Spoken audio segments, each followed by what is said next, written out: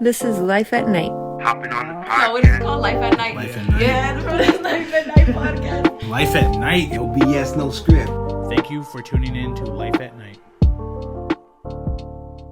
Comic books and I do, but yeah. I grew up getting any comic books that I can get my hands on, but with the shows like Andor, I'm a huge Star Wars fan. Yeah. I watch the movies and I watch all the shows. I don't read the books, and I don't really dig into like the animations too much. But as far as the movies and shows go, oh man, I can go all day talking about that stuff. But Andor, I couldn't get through. I was worried about we can talk about that, and yeah. Oh no, yeah, anything goes, man. We're going now. That was like my big kind of thing. I was like, what the fuck am I going to talk about? I'm nobody. I'm like, Central Perk. No, not at all. No, dude, this podcast is for the nobodies. You know, when I first started, or just before I first started, when I was telling people, I'm going to start a podcast. A buddy of mine was like, well, who's going to want to sit there and listen to you? Right. He's like, who's going to listen to a bunch of nobodies talking or whatever? It's like, yeah, actually. No, I listen to that. Best guy you had on was Tyrese, I think you did. Oh, yeah. Yeah. Is he a rapper or something? No. He's just some guy. hard-working dude. Hard-working stiff. Okay. Yeah. He's been out here for about as long as I've been out here, actually. Okay. Yeah. And I've been out here for about... That Javon interview, that was crazy. That guy. Javon 19. Oh, yeah, Javon, yeah. Yeah, Javon, yeah. Nice. That story at the end of his podcast, almost at the end, where that was talking about his hand job in Vegas or something. It's like, fuck. Oh, so you actually are... listen to it. Yeah. Oh, thank you. I no appreciate problem. that. Yeah. Do you want to tell everybody who you are? Because we've been going... Oh, have we? Oh, yeah. Hey, everybody, I'm Mike Lyndsay. I'm a local artist here. Find me at the farmer's market. The guy in the hat and glasses, weird-looking guy. And that's it for now. Yeah. Okay. No, man, you have incredible art. You got good taste. I really enjoy it. So. Yeah, I've been at it for a long time. Started out kind of as a graffiti artist when I was a kid. This was back in the mid 80s, you know? Yeah. About 86, you know. I had a next door neighbor. He was from, I don't know how well you know Albuquerque, but he came from Westgate. And he moved to Taylor Ranch where I lived. Mm-hmm. He was kind of like a street kid, tough guy, tough kid. And he was into that stuff. And heard my first NWA tapes with that guy and shit like that, Oh, he introduced you to NWA? Yeah, all these like rap groups, like Two Live Crew. I was like, what the hell is this? This is horrible. I love it. It's so dirty. But yeah, so that's my main, like, I guess, focus in art when I was starting out, as a kid, Mm-hmm. I was trying to make my stuff look better, like more graffiti-ish. But since then, I've branched from that to other things. But it's always been a big influence on my style and everything, I'd say. That's pretty interesting, because I was actually going to ask you about that too when you showed me that last image. I think it was yesterday. That graffiti styled art, and I was in my mind, because I was looking at the size of the canvas, and I saw the pens, and I was like, how did he do that? Yeah, because like I was like, I got all defensive, like, no, stencil it. Well, I used to be really into that. Like, I've made my own stencils and stuff. Yeah, I make my stencils for other stuff. Yeah, my brother and I, we used to run around town here and we tried to put art up, but we weren't very good at it. So we weren't trying to be like just little gangsters and graffiti up things for nothing. But it's easy to get confused to the uninitiated. Like, what's those 3 letters? Oh, it's a gang. No, it's not. No, it's my initials. It's my graffiti name. No, I was really interested in that though, because like I was thinking, did he use an airbrush? Or if he used spray paint, did he use different tips? Like, how did he get it so like small? Like, not on that surface. And contained. Yeah, they have different caps. You can get kind of small, but I haven't really bought anything graffiti related in a long time. I was getting the itch again. I saw like how did you get started with graffiti? Like I said, I had a neighbor growing up. His name was Paul. His name's Rock. He's in Albuquerque. Shout out UKS. And he kind of got me into it. And me and some other neighborhood kids, we started our first little crew. We were MCA, Mysterious Crime Artists is what we called ourselves. That was way back. That's like 87, 88, around there. Then it morphed into Kick, Crazy Inside Crime Crew, because you can misspell in hip hop and graffiti shit, so we can. That's cool, man. Yeah, and then we joined forces with another crew out of Westgate, and we had UKS, United King Syndicate. That's us today. Yeah. King Syndicate? King Syndicate, yeah. UKS, United King Syndicate, yeah. Okay. Did you guys ever get together and like do like murals or anything, or like? We did occasionally. Like I said, it's been a long time since I've had my hand on like a spray can for the purpose of graffiti, you know. So it's been a long time, but yeah, they're pretty active. And then a lot of the guys are still doing it. Like, you know, I have a friend named Jam. He has a tattoo business up in Albuquerque, roofing and things like that. And some other guys, if I forget, sorry. But yeah, we're old heads out there, those guys. So, Okay. I've been around for a while. So how'd you get connected to the farmers market and start going there? I was kind of thinking about it for a long time, actually, but I was kind of into gardening, and I was like, I'm going to sell vegetables, but long story, I just moved from a different place to another place, and I don't have much of a yard, but yeah. Here, let me see. But it also seemed like kind of fun to hang out and talk to people. So has any of the like the local environment here in town ever like influenced your art that you make now? Or what are your influences today?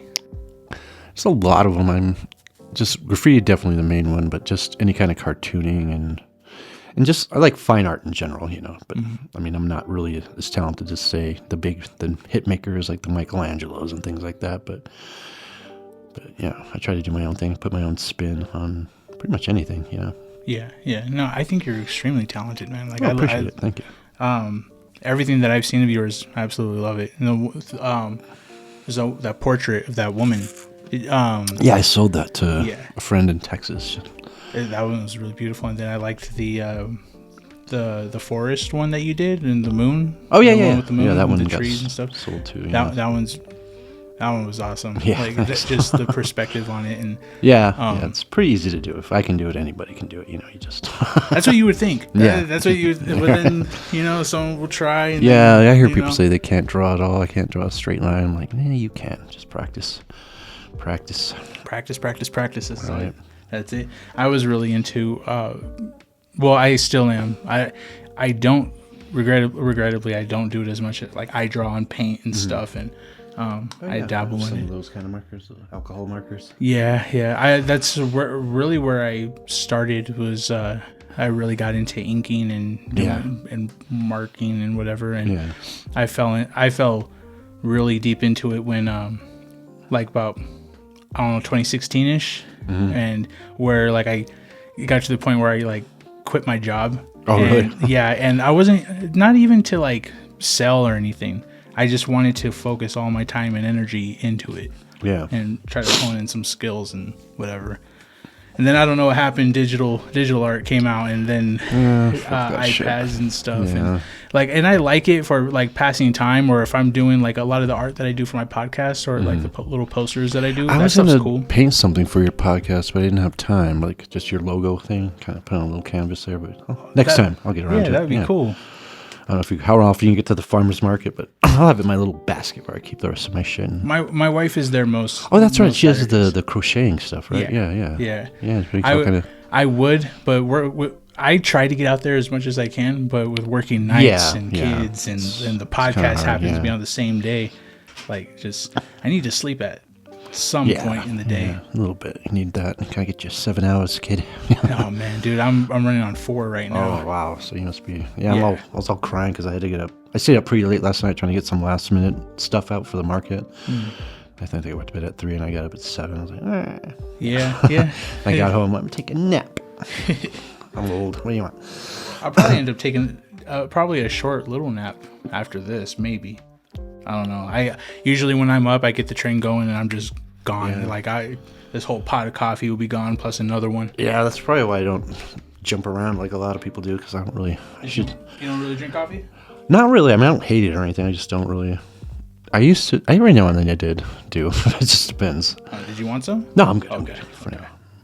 My roommate, he's a big coffee guy. He's into coffee, and he knows all the jargon and stuff. I know that it works. So I just drink it and I go. And there's some where it's like I think I could tell the difference between the lighter and the darker or whatever. But honestly, one just tastes more burnt than the other. Right. But I noticed that this tastes brown. That'll work. This is just dirty bean water that makes me go vroom, you know. But yeah, no. Do you think you can like walk me through your process when you do a portrait painting? Like, do you start with any specific idea? Now, a word from those that are totally not our sponsors. Do you love your furry friends in Socorro? Embrace the joy of freedom they bring to our town. Our compassionate animal control lets them roam, ensuring they enjoy their rights to explore and impregnate your dogs while destroying property. Embrace the unexpected blessings, like adorable puppy surprises. Our dedicated services from Socorro Animal Control ensure every pet has a chance at happiness. Let's cherish our beloved pets as free, intelligent beings. Support Socorro Animal Control and spread the love for our animal companions today. Hashtag animal rights. Hashtag love your pets. Or do you, or does the inspiration kind of evolve as you go? That when you were talking about that portrait of that woman, it was inspired by a thumbnail on YouTube. This band they're called Lush, and it was like just the lump that I was like, I can't download that, and and I said that's a really. For some reason, it caught my eye. I don't know why. Weird things kind of. It's like that looks really interesting. I think I'll try that. And what you did caught my eye. That was cool. It was vibrant. It was very beautiful. Yeah, it didn't look anything like the girl, though. It kind of, Lush, just Lush, like the drinkers. I like to take little notes about things. So I learn more, Their genre is like, I'm not good at describing music. It's like, they call it shoegaze rock. Okay. Yeah. I have no idea what that means. Yeah. I think you strike me as more of a hip-hop guy anyway, so. Yeah. Well, man, times be changing for me. Like, I grew up really hip-hop, but also with, like, Slipknot, Linkin Park and stuff, and then, like, Disturbed, and you get a little splash of country, so, like, there's some Johnny Cash in there for me, but... Excuse me. I don't know, and then it just evolved into, like, this mush of, like... country rock rap stuff. I've noticed when you get older your tastes kind of change. I don't know what happened because I was really into hip hop. Public Enemy was my group of choice. I love those guys, Chuck D and that shit. Fight the power. Went through kind of a wanting to be black phase in my youth. I figured out later on, you're not black, you're white. You should probably focus on that for a while. I'm not like white power white, but just. Yeah, my wife changed me a lot. Yeah. When you get with somebody and you hear their taste, and I did the same for her, but before I used to hate country music. Yeah. Because, like, it was just always depressing to me, and it was like, guy, there's always a guy out there losing something to someone, and this girl cheated on him, or he's an alcoholic or something. Yeah, I think just the country that we're exposed to, I was exposed to as a youth, was just kind of, pop country, like kind of the Garth Brooks's and like the old time country. You listen to that, that's like, okay, this is kind of real shit, like is Garth Brooks pop country? I would say so. I don't know. I mean, I'm not, there might be some listeners that will be like au contraire, no, it's something else. I don't know. I feel like I don't know, there's Randy Travis and Garth Brooks, and I always bet, like, I don't know why pop seems soft to me, but like if I had to bet who would win in a fight between Garth Brooks and Randy Travis. I don't even know. I forget what Randy Travis sings. What is like? That song "I Love You Forever, Amen" or whatever. Oh yeah. That's stuff like that, like or the Holler where he's talking about that. Or I can't think of the names of these songs, but I don't know. But there's that one like "Friends in Low Places." Garth Brooks. That's Garth Brooks. Yeah. When like, I go to the Cap, that song would come on every weekend. That fail all the time. I was like, shit. But what do you expect? It's just a bar. People don't have a good time. I'm not there for my entertainment, Yeah. Play the right music for me. Yeah. A lot of that would come on when it was time to clean the house as a kid. And I think I probably associated with that too, because as a kid, you don't want to do any chores or clean. Oh, yeah. So you hear the country music playing or the Spanish music, and it's like, oh my gosh. Associate it with it's time. It's time they're making me a slave again. So do you enjoy doing portraits, or do you like to go into the abstract realms of things? I like all of it. I like to do portraits when I can do them, but sometimes like some people are just beyond my skill level, to be honest. I mean, I hate saying that as an artist. Like I can't do that. It's too hard. I completely understand. Yeah. Like you'll see something and you just want to. you want to do that exactly, but I don't know. Like I don't know if I'm being easier on myself sometimes when I say like, well, it's not supposed to be exactly like that. You got to do your own thing with it. Yeah, But, I definitely give it my own twist. So I don't know, maybe it just makes it easier for me to get the idea of the person when I'm doing a portrait rather than an exact, yeah, I feel it makes you feel a little not better. quite a mug shot, but like what it was like mug drawings people do. Mm-hmm. You're right. I forgot what those are called. Suspect artist. Let me see. Yeah, I can't believe I don't remember what those are called, but yeah. You have to describe the suspect, and it's like, is this him? I guess. More or less. Do you try to like have any themes or messages in your art? Sometimes I sneak them in a little bit. I mean, I haven't done that lately. I used to do that a lot when I was younger. I was a little bit more of a, I guess, more rebellious, more, I don't know if political is the right word, but more like, what's the word I'm looking for? My vocabulary sucks right now. Okay. Insurrectionist kind of stuff, like revolutionary kind of themes and things like that, but kind of subversive. That's what I was searching for. Thank you. Thank God. Oh, okay. Like subversive kind of themes, just not necessarily offensive, but just like, kind of basically like kind of a way of saying, fuck you kind of things. Like, but I forgot I don't have any examples offhand of what I used to do. But graffiti was definitely kind of a, fuck you in a way. It's definitely a rebellious art form for sure. There was a certain politician in a certain town where two brothers allegedly ran around and would basically recreate the art that the little posters on the that people put on their front lawns. Yeah, like the campaign posters. Yeah. So when they were campaigning, this was years ago, but like, they would go and recreate the poster over the poster, and it would go from basically the man's name rhymed with dicks. Oh, so they would just didn't hear nothing. Yeah, just change the name to Dicks and just be stupid about it. But like, I had a little, I guess, rebellious moment when we were really getting into like doing like it was just trying to do stencil work and learning stencils and doing layers and stuff with them and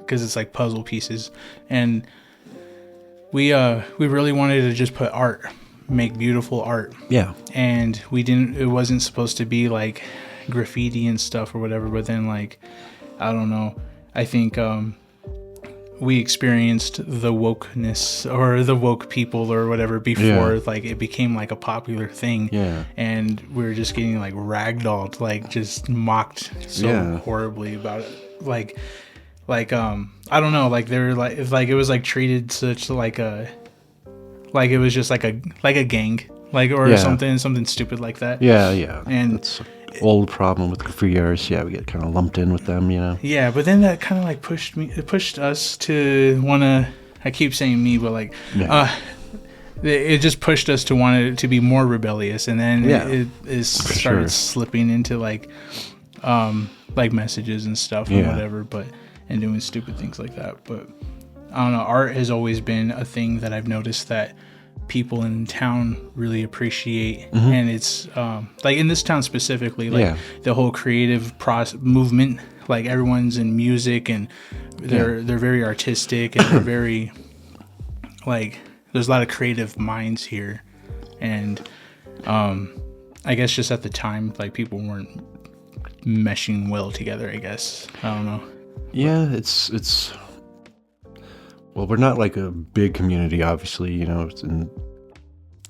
it's hard to get, like, you have to go somewhere else, basically. If you want to get big, you have to go somewhere else. And that's just the sad fact, you know what I mean? It's like, I believed that at one time. Okay. But now I just feel like, well, you think like you could do it now with all the internet stuff. You could bring the world to you rather than you have to go to them. But it doesn't seem to be working out that way for some reason. I don't know why. I think it is. You think it is? Maybe I'm seeing something else. Maybe. I might be in my own bubble, but like there's a whole like network of connections that seem to be happening. Yeah. And especially after the Haunted Valley Music Festival. And that was cool. Even leading up to it, like there's people a year ago, like 90% of the people that have been on the podcast, everyone who's listening are hearing the first conversation I've ever had with these people. Yeah. So like just meeting everybody and connecting with everybody, and we're kind of getting ready for the next show, and and we want to be more consistent, do more creative things on top of that. Like we should be having something getting together in March, digitally. But like I think what's happening now is like we're on the verge of like a big boom in creativity. Here in town, you think? Yeah. Okay. Oh, yeah. So maybe I'll be part of that. Yeah. Oh man, I hope so. All the like J Love and that Javon guy. Yeah. Will be like the house that Malachi built. It'll be a big explosion of all of us. We all want Malachi to thank for this. Well, I think the town, because like it really couldn't happen without the people. Yeah. True. All it is like I think people need a platform to voice. Hey, are you craving tacos, burgers, fries, and refreshing drinks? One Man Grill has you covered with free delivery. It's affordable, delicious, and just a call away. Order now and stay tuned for new menu items.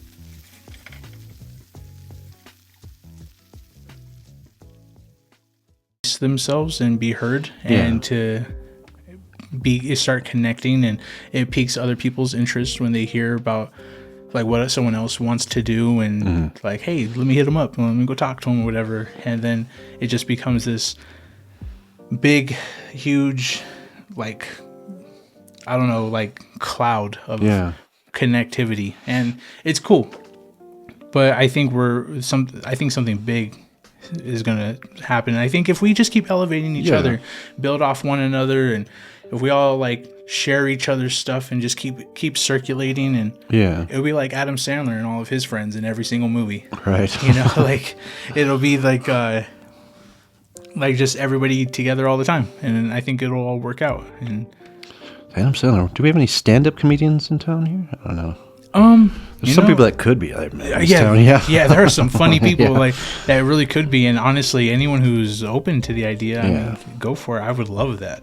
It's kind of a secret dream of mine. I think I'm funny a lot of times, but I don't think I could do that. Well, we were talking. It's always that first bomb, and then that'd probably break me. I say roll with the punches. I'm not that funny. I just think I am sometimes. A lot of the time. I think I am sometimes too. Yeah. I have my moments. I'll give myself that. I have some material written, but it's kind of dark. Right. Yeah. I definitely like the dark side big time. we were thinking at one point sometimes of getting crowds. I was thinking about getting somebody to do like the announcements between sets, and getting somebody on like before they go and introduce the next set. Yeah. They would do their little bits of talking and stuff or whatever, and maybe they'll open it up with like some kind of funny act or whatever, or like even if it's like a 2-minute thing, and then they just keep it going and keep it funny and organic type of thing. I have a friend, Will. He might be into doing something like that, but I don't know. I have to run it by him. That might not appeal to him. But seems like something you'd be into. I don't know. Yeah, no, I think stuff like that would be really fun, and I know, I think. I'm so sorry, Tim, but Granddaddy J, I think that's his name. Granddaddy J. I think he was one of the rappers on Lyrical Mindset at the end of the night. Right. And I really hope I didn't butcher it. I can't go look it up right now. But he apparently is a comedian as well. Okay. And he's. I mean, when I was listening to his set, and when like some of the things he was saying in his lyrics, I thought it was pretty hilarious too. Like he's got that spunk, that little spark of humor, even in his music. So I can imagine he can really do something with a crowd. But I just think it would be like to incorporate everybody and everything. And I also think a really cool idea would probably to do like I don't know if you'd call it like a segment or a part of the show where. Like you get people who are in the crowd. I mean, obviously they would have to come and like let us know beforehand and whatever, like get prepared for it. But like let people come up and just get their 2 minutes, you know, and get their time to do whatever they want. Like they're not part of the show, but they could be in the show. Yeah. And I feel like that would make it feel a little more intimate. Yeah. Because I think when you have a small town and you have these small shows, intimacy should be the thing you should try to go for. Yeah. And not just do this huge blowout garage sale party that this city seems to be doing. That's another thing about living a little community like this is we always know that this guy is the guitar guy, this guy is that guy, and that guy. There's probably more than one, you know what I mean? There's probably... Oh, definitely. Like, I know so many people that play all the instruments, guitar, drums, and they have nobody to play with, you know, or they don't... I don't know what it is, like lack of inspiration, or they're not communicating enough, or they don't have the motivation to just get up and go and do it. Yeah. But there's a lot of talented people like just that are like that. They're just doing nothing with it really. Too, people get older, that just relegates to a hobby rather than like, you know. Yeah. Just kind of life gets in the way, all that stuff, kids and crap, stupid kids. Oh man, I include them. We don't bring them into it. Right. That's what I do. Like man, there's no way like I would be able to separate.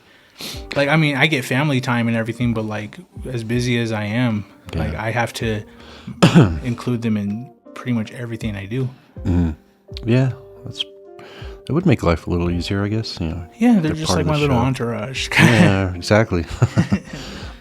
Yeah, like you seen me just coming back in with them all, and we were I've heard that. Yeah, having dinner with the in-laws, and that actually made me nervous too, because usually on Saturdays I don't go anywhere. Yeah, like I'm pretty locked in, and this is where I'm at. But I was like, okay, because it's getting around to the holidays and stuff, and family wants to hang out, and of course. And when I started doing this, it's like I. Not intentionally, but like I removed myself from everyone's lives. Yeah. And then I started bringing in everybody else to my house and just to do the podcast and stuff. But like, it's like there's a bit of sacrifice that you do have to make, at least in the beginning. And I imagine there'll be a lot more. But if it's your drive and your motivation, and if you have motivation and you got to keep going to make your art and not make it such a hobby, but it should be a passion, and it should be something that you keep on going with, and consistency is key, I think. Yeah.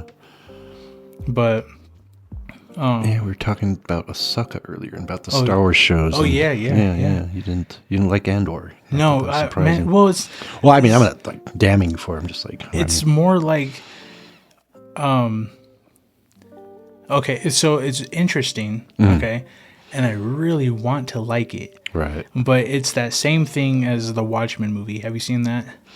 Yeah, I love that movie, actually. Exactly, right? Okay, so I love Zack Snyder, and I love all of that, and everybody that's in those movies. I know that the actors' work, you know, in other films and stuff, and if I want to get a good night's sleep, I'm going to put that movie on. This doesn't, I've never finished it.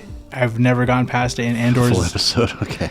And Andor is the same thing. Like I just cannot get past it. That's kind of how I feel about Game of Thrones. I could not get into that show for some reason. I just couldn't. I don't know why. I should be. It's right up my alley. I'm a big Lord of the Rings guy, and has all that stuff. And I don't know. Maybe I'll give it another shot. Maybe I'm just not watching it correctly. I don't know. I have to read the books, maybe. I don't know. I am starting to read the books, and I'm listening to the books on Audible. I'm not reading them, but I own them. Yeah. And but I did watch the show first, and I love the show.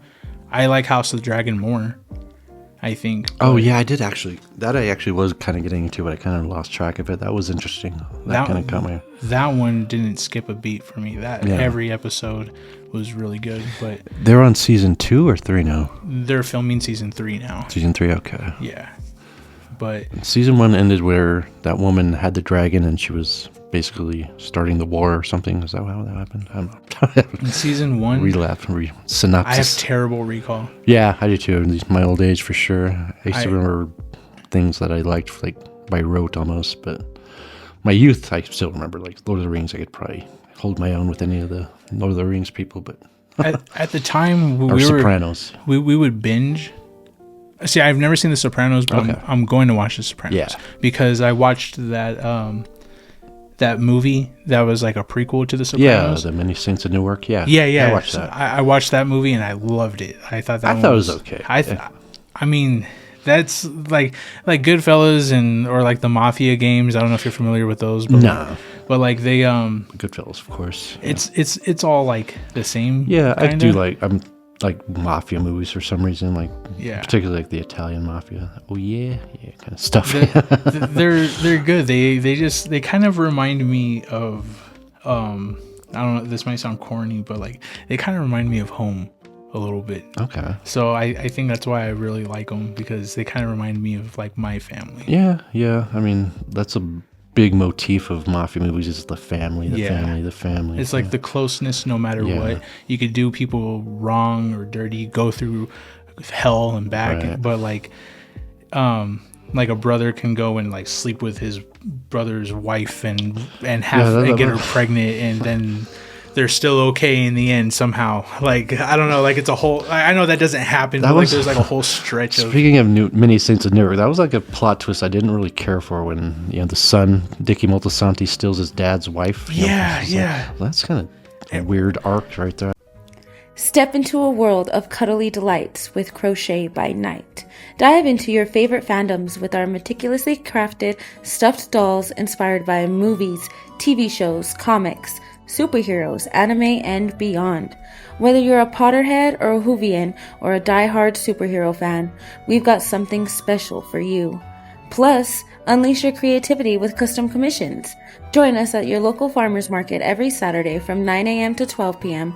for a dose of handmade happiness. Your favorite characters await. Let's crochet some joy together.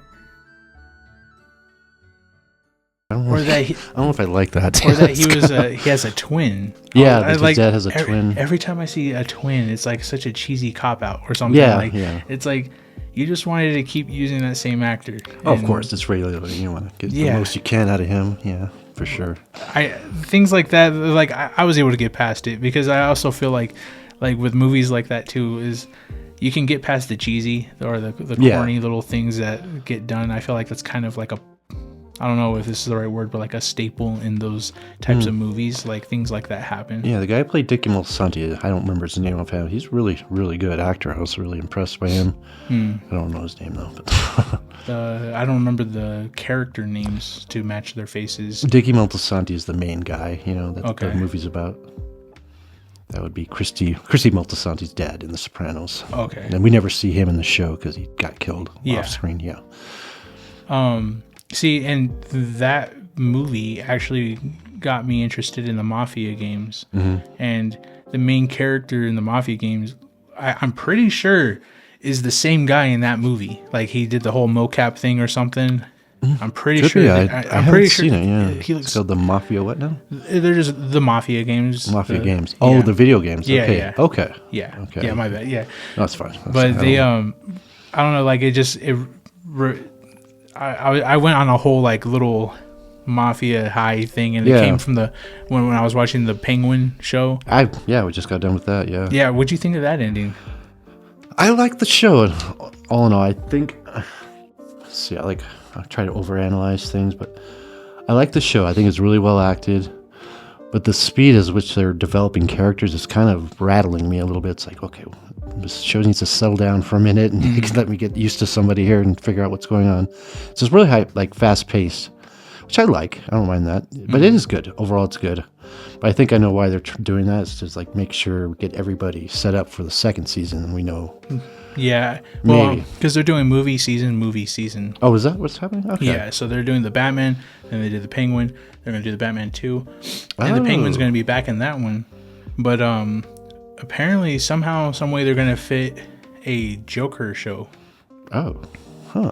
I did not know that.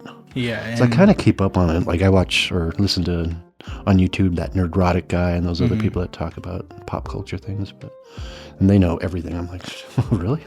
Yeah, like, I don't know. There's so much happening. I don't know if I can keep up. That's another thing. It's hard for me to get into a TV show because there's just so many and so many quote unquote must watches and this and that. I'm like, how many are there really? Yeah, I just turn it off. Right. Like I have the hardest time watching movies and shows, and it's really hard for me to get into something brand new. Yeah. If it's something that I don't already know or something I haven't seen already, then it's like, do I want to take the chance of wasting my precious time? You know? Yeah, and some of them just turn out to be complete busts, like that Rings of Power show. I'm sure you've heard. Oh yeah, that was I wanted so badly to like that one. It was terrible. There's nothing to like. I mean, I have to be fucking blind or deaf to not like that. I should say, you know. Do you know if it's true that Jeff Bezos actually paid out of pocket to get that show going? Well, I know Amazon bought the rights. I don't know if he had $1 billion just lying around, but yeah, Amazon bought the rights to everything after the Silmarillion, like the Lord of the Rings, the Tolkien catalog, I think is what happened. So is that why they can't use the word Hobbit? I don't know. Because it's like they refuse to like acknowledge. Yeah. And what do they actually call them? Harfoots, yeah. Yeah. I was thinking like Harryfoot. That's technically kind of right because here I'm gonna go nerd off on you, but there's 3 different types of hobbits in the books. You know, there's Harfoots, Stores, and what are the other ones? Falahides. There you go. And those are, I guess, are Harfoots. Okay. I guess that's where the Shire hobbits are descended from.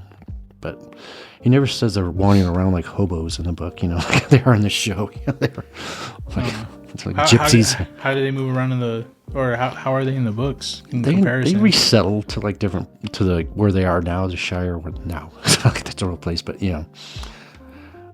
I guess like the wars kind of drove them out of where they were and easily settled somewhere kind of quiet. But yeah, there's a lot of Tolkien names and places that you could go all day. But did you end up finishing that series? Like, did you just get through it? I did the first one, and then I was like, I don't think I can do this again. There's no way this. I hate to say it can't get worse, but because it always does. Everything can get worse. That's a golden rule. Yeah. And from what I've seen, snippets and saying, yep, it's getting worse. It's getting worse. It's getting terrible. I don't know. I couldn't get into the books to save my life. I read the Bible before I read I read those, just because it's. And I'm not trying to knock them or anything because I love Lord of the Rings and I like the movies a lot. Yeah. And see, that's the difference. People who haven't read the books can enjoy Lord of the Rings. The movies, they're almost a separate work entirely. They're both really good. But this, I try to put myself in somebody who doesn't know shit about it, and I'd be like I am now watching it. Like I don't know what's going on. Who are these people?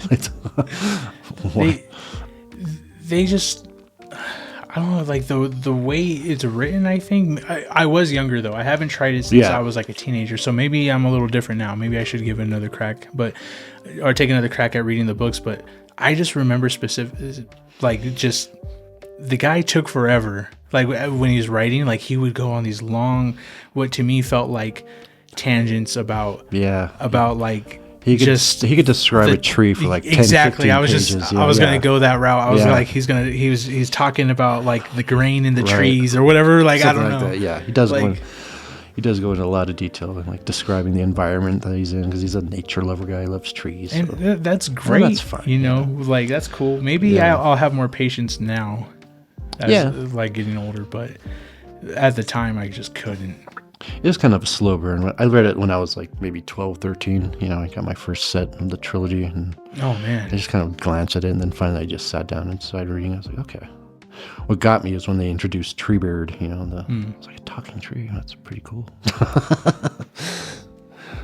See, I thought the movies were great. Yeah, they were really good. Like, do they hold up in comparison to the books? Yeah, I mean, every Tolkien person, every person who's turned like a movie from a book is going to have problems.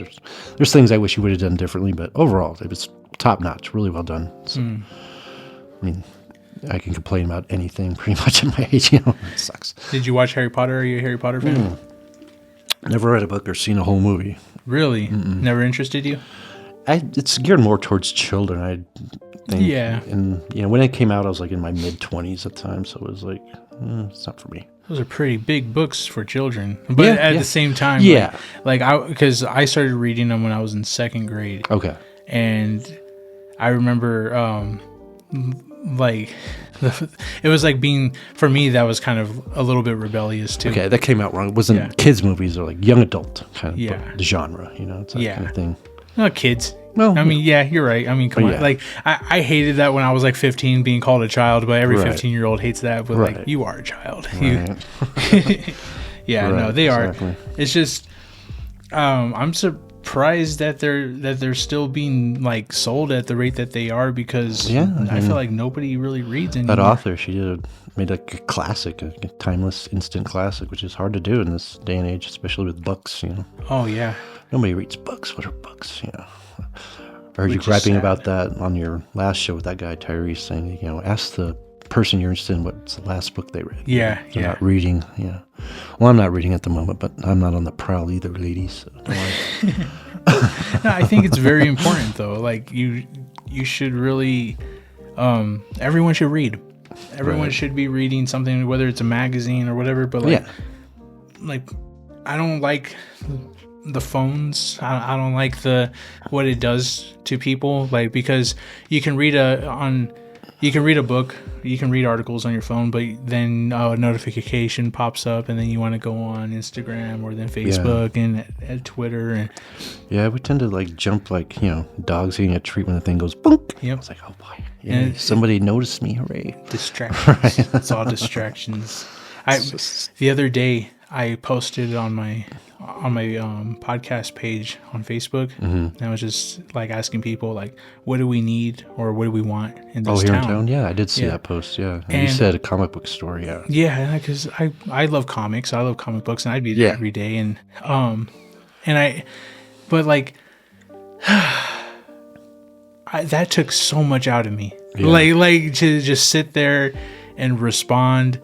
And like try to communicate with the community and stuff. And like, don't get me wrong, like I like talking to people, but I like talking to people like this. Right. And it's then a lot easier for sure. Like I'll get like really long paragraphs and stuff from people who are like, would tell me like why I'm wrong about something and why they are right about something. And it's like they're citing example. You're like, I'm busy. I don't really. It's like, do you expect a response out of me, or what is this? Like, I don't know. I can't. So like, I'll be honest. Like now when I see paragraphs going on, I won't even read it. Really? I won't even waste my time. Right. I'm pretty short and sweet with my posts. I try to keep it just one thing, Yeah, but like just going back and like at that moment I was like, I'm not made for the internet like that. Yeah. Like, I didn't grow up with the cell phone like that. Yeah. And I didn't have things where like being submerged in technology like kids are today. Like and a lot of kids my age, or a lot of like they did have all that, but like my parents were pretty like, maybe not intentionally, but I'm very grateful for it. But like we didn't watch TV all the time, or at least like we didn't watch what we wanted to. If I wasn't interested, I'm not going to watch it. Right. But I read a lot or played outside. Yeah, and I'd be like 15 years old just digging a hole because it's fun. Yeah. But for sure. I don't know, imagination, Yeah, there's a whole. I wasn't really big into TV for a long time, actually. Most of my youth, I didn't watch the so-called classics. There you go. Like MASH was like, there's a big thing about MASH, big to-do, and there's other shows. What show I did like, though, there was one called Airwolf. It's about this high-tech helicopter. Airwolf? Airwolf, yeah. By today's standards, it's garbage, but at the time, it was pretty cool, yeah. I mean, you never know. There's humor in the older stuff now. Yeah, it looks so ridiculous, but it's like watching a Friday the 13th movie today. That was scary at one point. Yeah. My mother-in-law insists that the original It movie is terrifying. It's the scariest one. I was like, no, not really. Like, at least. Yeah, I think I saw the remake of it. But the remake wasn't even really scary. Yeah. It was just, I thought it was more interesting than anything. Yeah. Kind of creepy, but I don't know. But I love horror movies. Yeah. So they don't really terrify me, but I don't watch it takes a lot to get you yeah. Except there's 2 movies, and I see it coming every time I watch them, and it still makes me jump for some reason. I don't know why. And that's the La Llorona. I haven't seen that. Yeah. She. I know it's based on like a New Mexico thing. Like drowns the kid.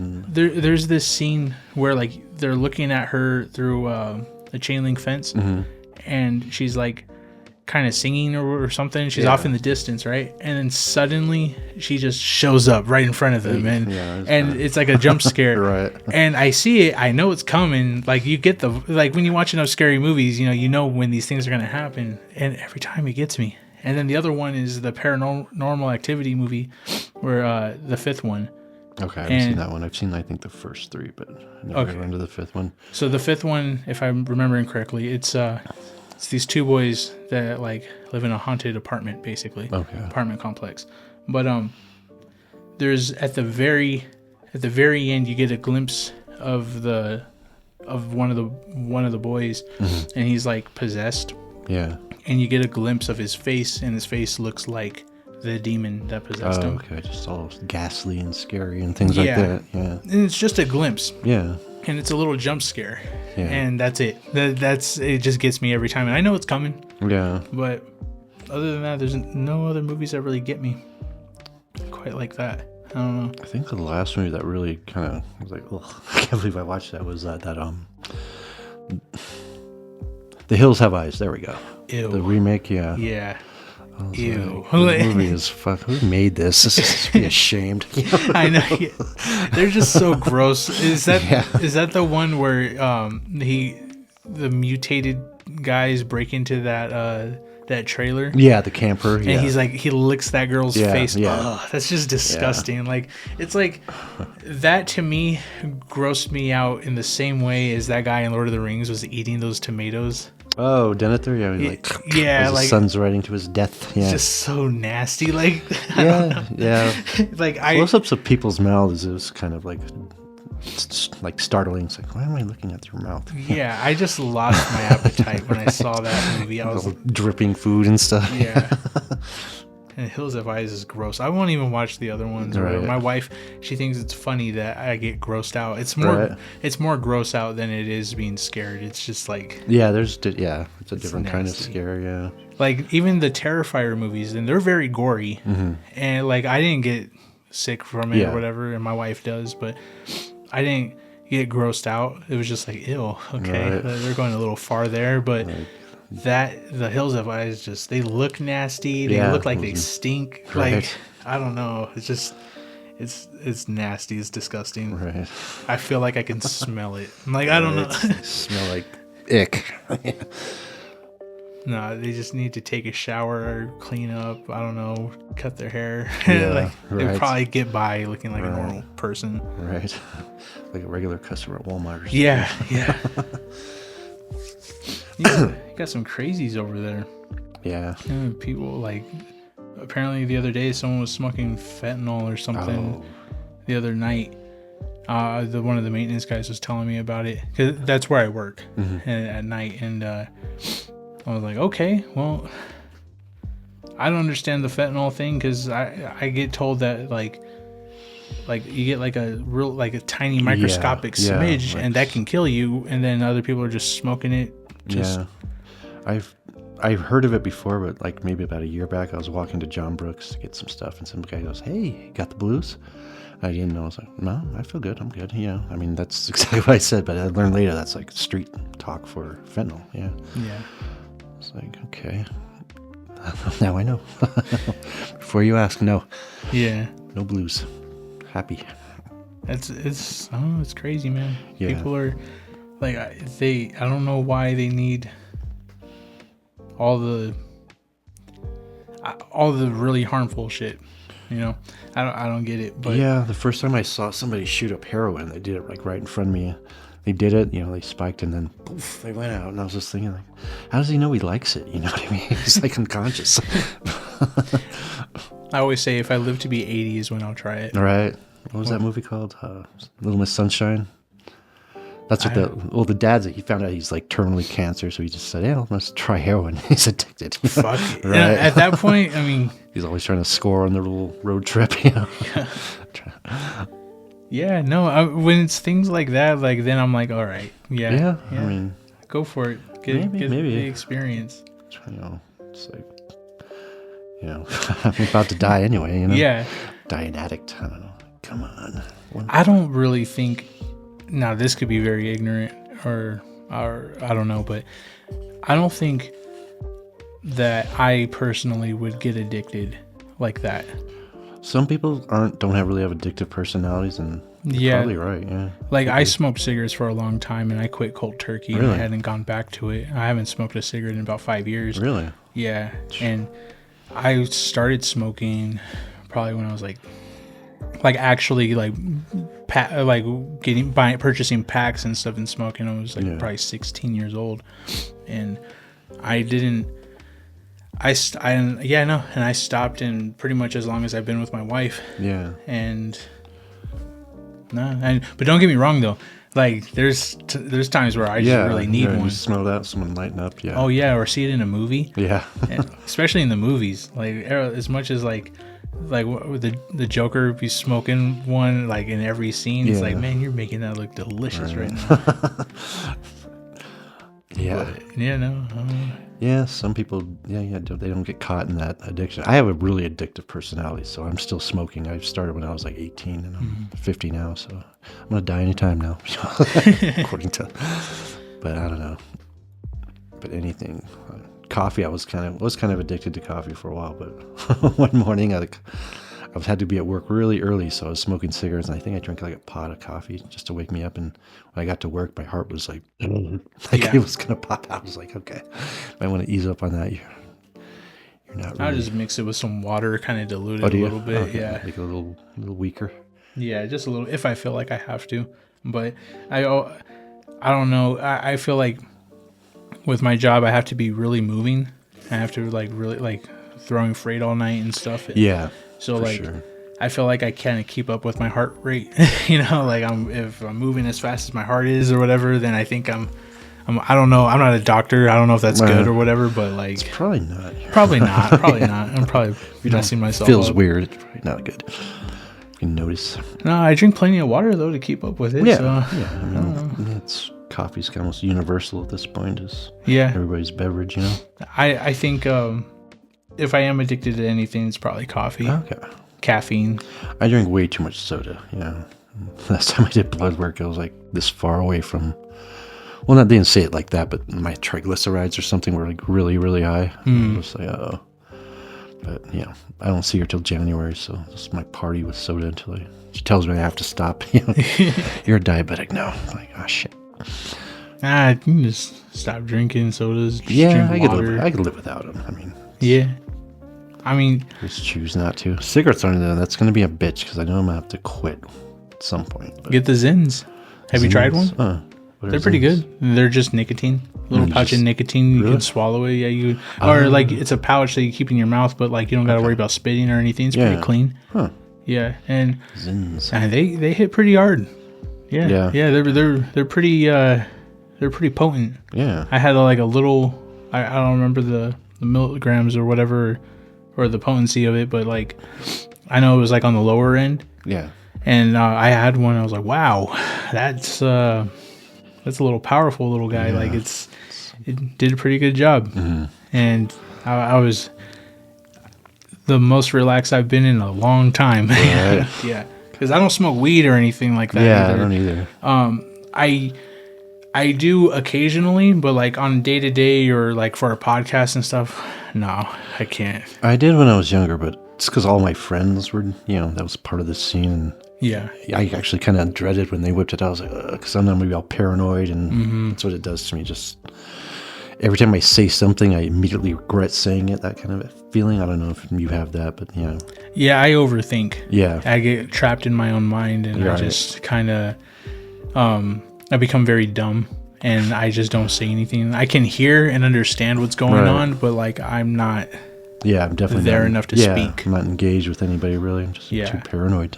This whole podcast has just become a one-man show. Right. Like, my first episode I smoked. Oh, really? My very first one, and just mayhem ensued. You were just sitting there like, I was like, this is the worst it'll ever be. Like, I was like, it can only get better from here. So if I start off with really low expectations, I did do some gummies not that long ago. I did them before bed, so I've had a nice rest. Yeah.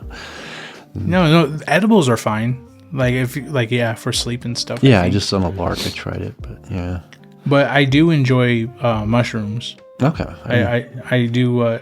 Not like an everyday thing. Yeah. Like it's. I think it's been quite a few months, maybe 6 months or so, 8 months maybe since last time. once years and years ago, and that was kind of pleasant actually. But yeah, it was a nice little reset. Yeah.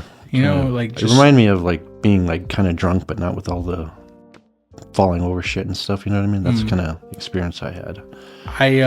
Colors got more vivid. Yeah, vibrant. Vibrant. There you go. Yeah, I felt like the floor was at my waist, and I was wading through like water or something, and it was. I don't know. It was like I was all my bullshit in my head, just like I was kind of drowning in it, and then as it went down, everything else started to go away, and then everything got good, and everything was fine, and I'm standing on solid ground, and life's good, Yeah. No, I think it's good. I think people need that more than what they get like with like therapy and stuff. I think they should really use mushrooms for therapy to help people get through some things. Yeah, I see a therapist. She's cool. Yeah, she helps a lot. I think veterans should probably take some mushrooms.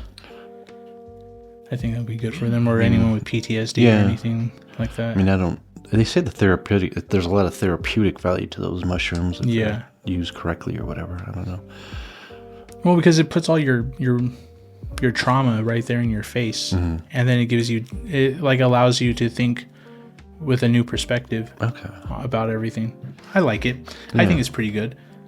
I encourage people to, I don't know, study more about it. And get into I do. I do kind of get into like people talking about ayahuasca and things like that, weird substances. But I don't know anything about that. I know Joe Rogan goes on and on about that shit. Ayahuasca. Ayahuasca. It's like bark or something, isn't it? I'm not so interested in ayahuasca because that's that. It's like a root. Yeah, right? It's plant, it's like it's from South America or whatever. What do they call it? They said it means like it means. I'm probably gonna fuck it up, but like the devil's veins or something, or I don't know, something like that. But like the only other thing I think that I would really want to try is DMT. Okay, I have heard of that. Just one time, just to see what it's all about, because every story that I've heard about it, people are describing the same things. Yeah, and that, like everybody else who hears these stories, makes me think about like other realms, like elves or something like that. Yeah, right? Yeah. I've heard that in multiple like podcasts. People talking about that. I think they're demons, but I don't know. What do you think about all that, like otherworldly stuff? Like, I don't know if like I have no idea. I mean, I was like, have a chemical in your brain could like make demons visible to you. I don't know. I'm pretty skeptical about a lot of things. Do you think demons are real? I think evil is real. Like some people, sometimes I think, evil is what people do. It's not like an outside influence, but I think that there might be some evil out there lurking. I don't know. Because I don't know. So, you're going to hear that a lot from me tonight. I don't know.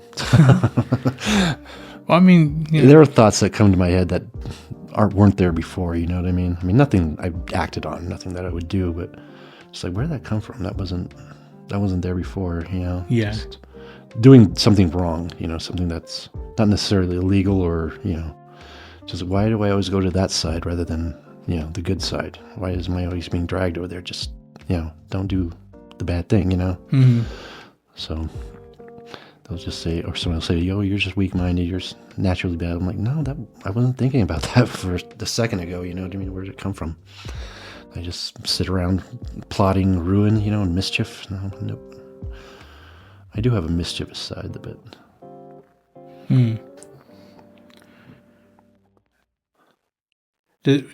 Would you, have you ever done a piece, like, while high on anything, or...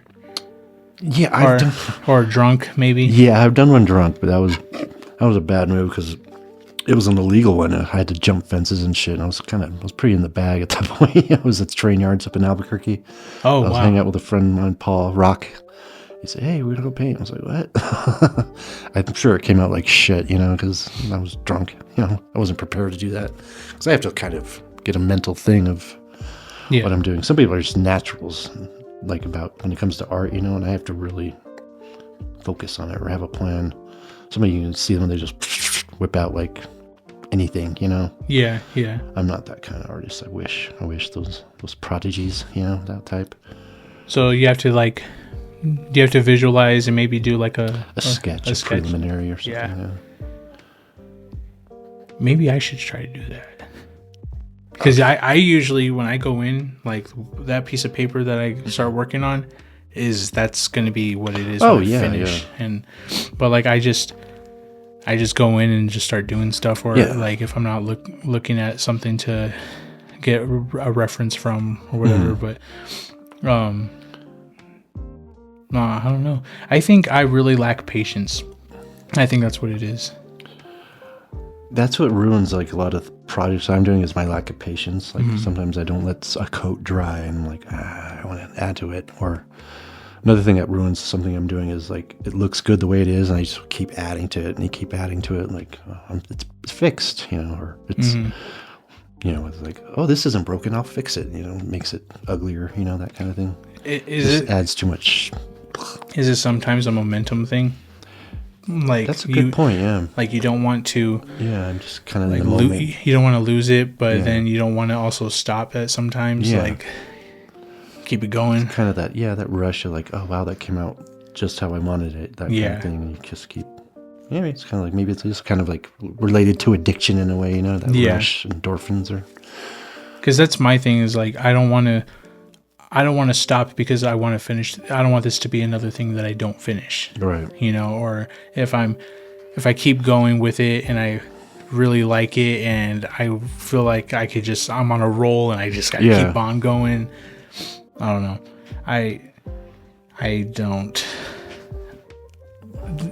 I think that's like, it's patience. It's definitely patience that really fuck it up for me. I think like I just have a lack of patience for a lot of things. It does require a certain amount of, It's kind of why I work by myself too. Like I don't, when I first started and I was talking to other people who like had their own podcasts or whatever, they would talk about how like they have other people and they got to wait for this person to be available to get together to do it, and then that kind of becomes a crutch, like for people to, or an excuse for people to not go and do what they want to do because they got to wait for another person, and it just turns into something that they like to say, you know, like I feel like I'm only as consistent as I am because I only do it on my own, and I can build that momentum, and I can just keep on going. And I don't gotta stop. Is it easier for you to work by yourself, or have you ever done a collaboration with anybody? I first did graffiti. Me and my neighbor Paul Rock, we went out and we snuck out of our parents' house because we were naughty kids, and we did a piece that was called Street Style. It's right along our bus route to go to school, and that was pretty cool actually because you could see it, and all the kids were like, "Whoa, that's cool!" But it was me and him. He was doing most of the working. He's kind of short, so he had to sit on my shoulders. So he's like painting on top of my shoulders and oh wow. Yeah. I was like, I think it was like 13, 14 at that time. So yeah, that's the first time I got high off of paint fumes because my face was all in it. What is that like? It's just lightheadedness. Oh man, I got pretty high though, but I don't recommend it to anybody listening. It's not good for you. Paint. I think that inhalants are probably the worst thing you can do. Just about like long periods of time. Yeah, it completely destroys your brain. No coming back, kind of thing. So brain cells disappearing on you when you nail it. Have you worked on a piece with someone where, like, I don't know, you're like, let's say you're painting and they're painting, but you guys are like collaborating on the same piece, and you kind of like touch what they touched? The way I've done it is like we find a wall that both of us can fit on, and we do our name or whatever we're doing. So it's kind of a team, but it's both you're doing your thing and they're doing their thing, like 10 or 15 feet next to you. Oh, okay. I've always been curious about stuff like that. But most people, like when they're just doing their own wall, they might have somebody help fill in and shit like that. But usually, like, the main artist just does his own, like, designs it, the whole project, that kind of thing. Like if there's like a battle between one artist and another, it's like one-on-one. So you have to kind of go in with what you're gonna do to best your opponent, type of thing. When I first, I think, ever actually spoke to you at the market, you said that you heard this podcast. You heard JJ's podcast. Yeah. I don't know how I found it. Maybe she like promoted it on her like Facebook page or something. I don't know how. Oh, so you follow her? She's a friend of my Facebook. I've known her for like a while. We used to work together at the hotel, Super 8. Oh, okay. Way back in the day. So are you from Socorro? Not originally. I'm from Albuquerque originally. So okay. Graffiti stuff is mostly out of Albuquerque when I was doing that. But yeah, I've lived here for quite a while. I'd say, what year is it? 22 years. So you've lived out here for 22 years? It's roughly half my life, almost. Wow. Half. Yeah. But it's a long story how I got here. It's just basically I was like getting in trouble in Albuquerque financially. My mom lived here at the time, so I kind of stayed with her for a while and never really left. It's probably a good thing. I don't know. Has Socorro changed? Has it changed since then? Yeah, since you first Things are like closing down like that. We're open. Like, what is closed down? Like, Socorro Springs was here when I got here, but it was over there at the plaza, that building. And it was a good restaurant, and I don't know what happened. Socorro Springs used to be in the plaza? Mm-hmm. This was like in 2002, I believe. Wow. Yeah, where that Baca brew house is, or one of those brew houses. Is it Baca or? Kind of closer to the church, I guess? Yeah, closer to the church, that one, yeah. Okay, wow. Yeah. I had no idea. There was another restaurant that was at that same location, and that went under. It was a pretty good restaurant. Sourdough. I don't even think that lasted a year. For some reason, I guess that location is kind of cursed or something. I don't know. It seems like anyone who tries to do anything, it just doesn't work out. Yeah, I hear too. It's just the rents here are so high. So there's a certain amount of group of people, I won't name names, that own the properties. And they rather than allow business to kind of get on its feet, they just just wait for rent. Rather than I don't know how that kind of stuff works, but. Rent is a big problem here. Like, it's just too high, like, for a business, I should say. I feel like... Especially a restaurant, that's, like, a lot of money you have to throw into just get off the ground there. Yeah, it's kind of crazy because it's almost like the owners of the places would rather get no money rather than cut down the price of their rent just a little bit so that these people could get on their feet with their businesses and stuff. Yeah, it's contrary to common sense. You would think you would want them to, continue to pay rent, and, have a steady supply of income. If there's some kind of like tax write-off type of thing something. There's got to be something that, because I've never been in that income bracket, so I have no idea what their kind of bullshit they're pulling, Yeah, but there's got to be some bullshit that they are pulling. Because to make it more profitable to not have anything there than to have rent, Like, because they still have their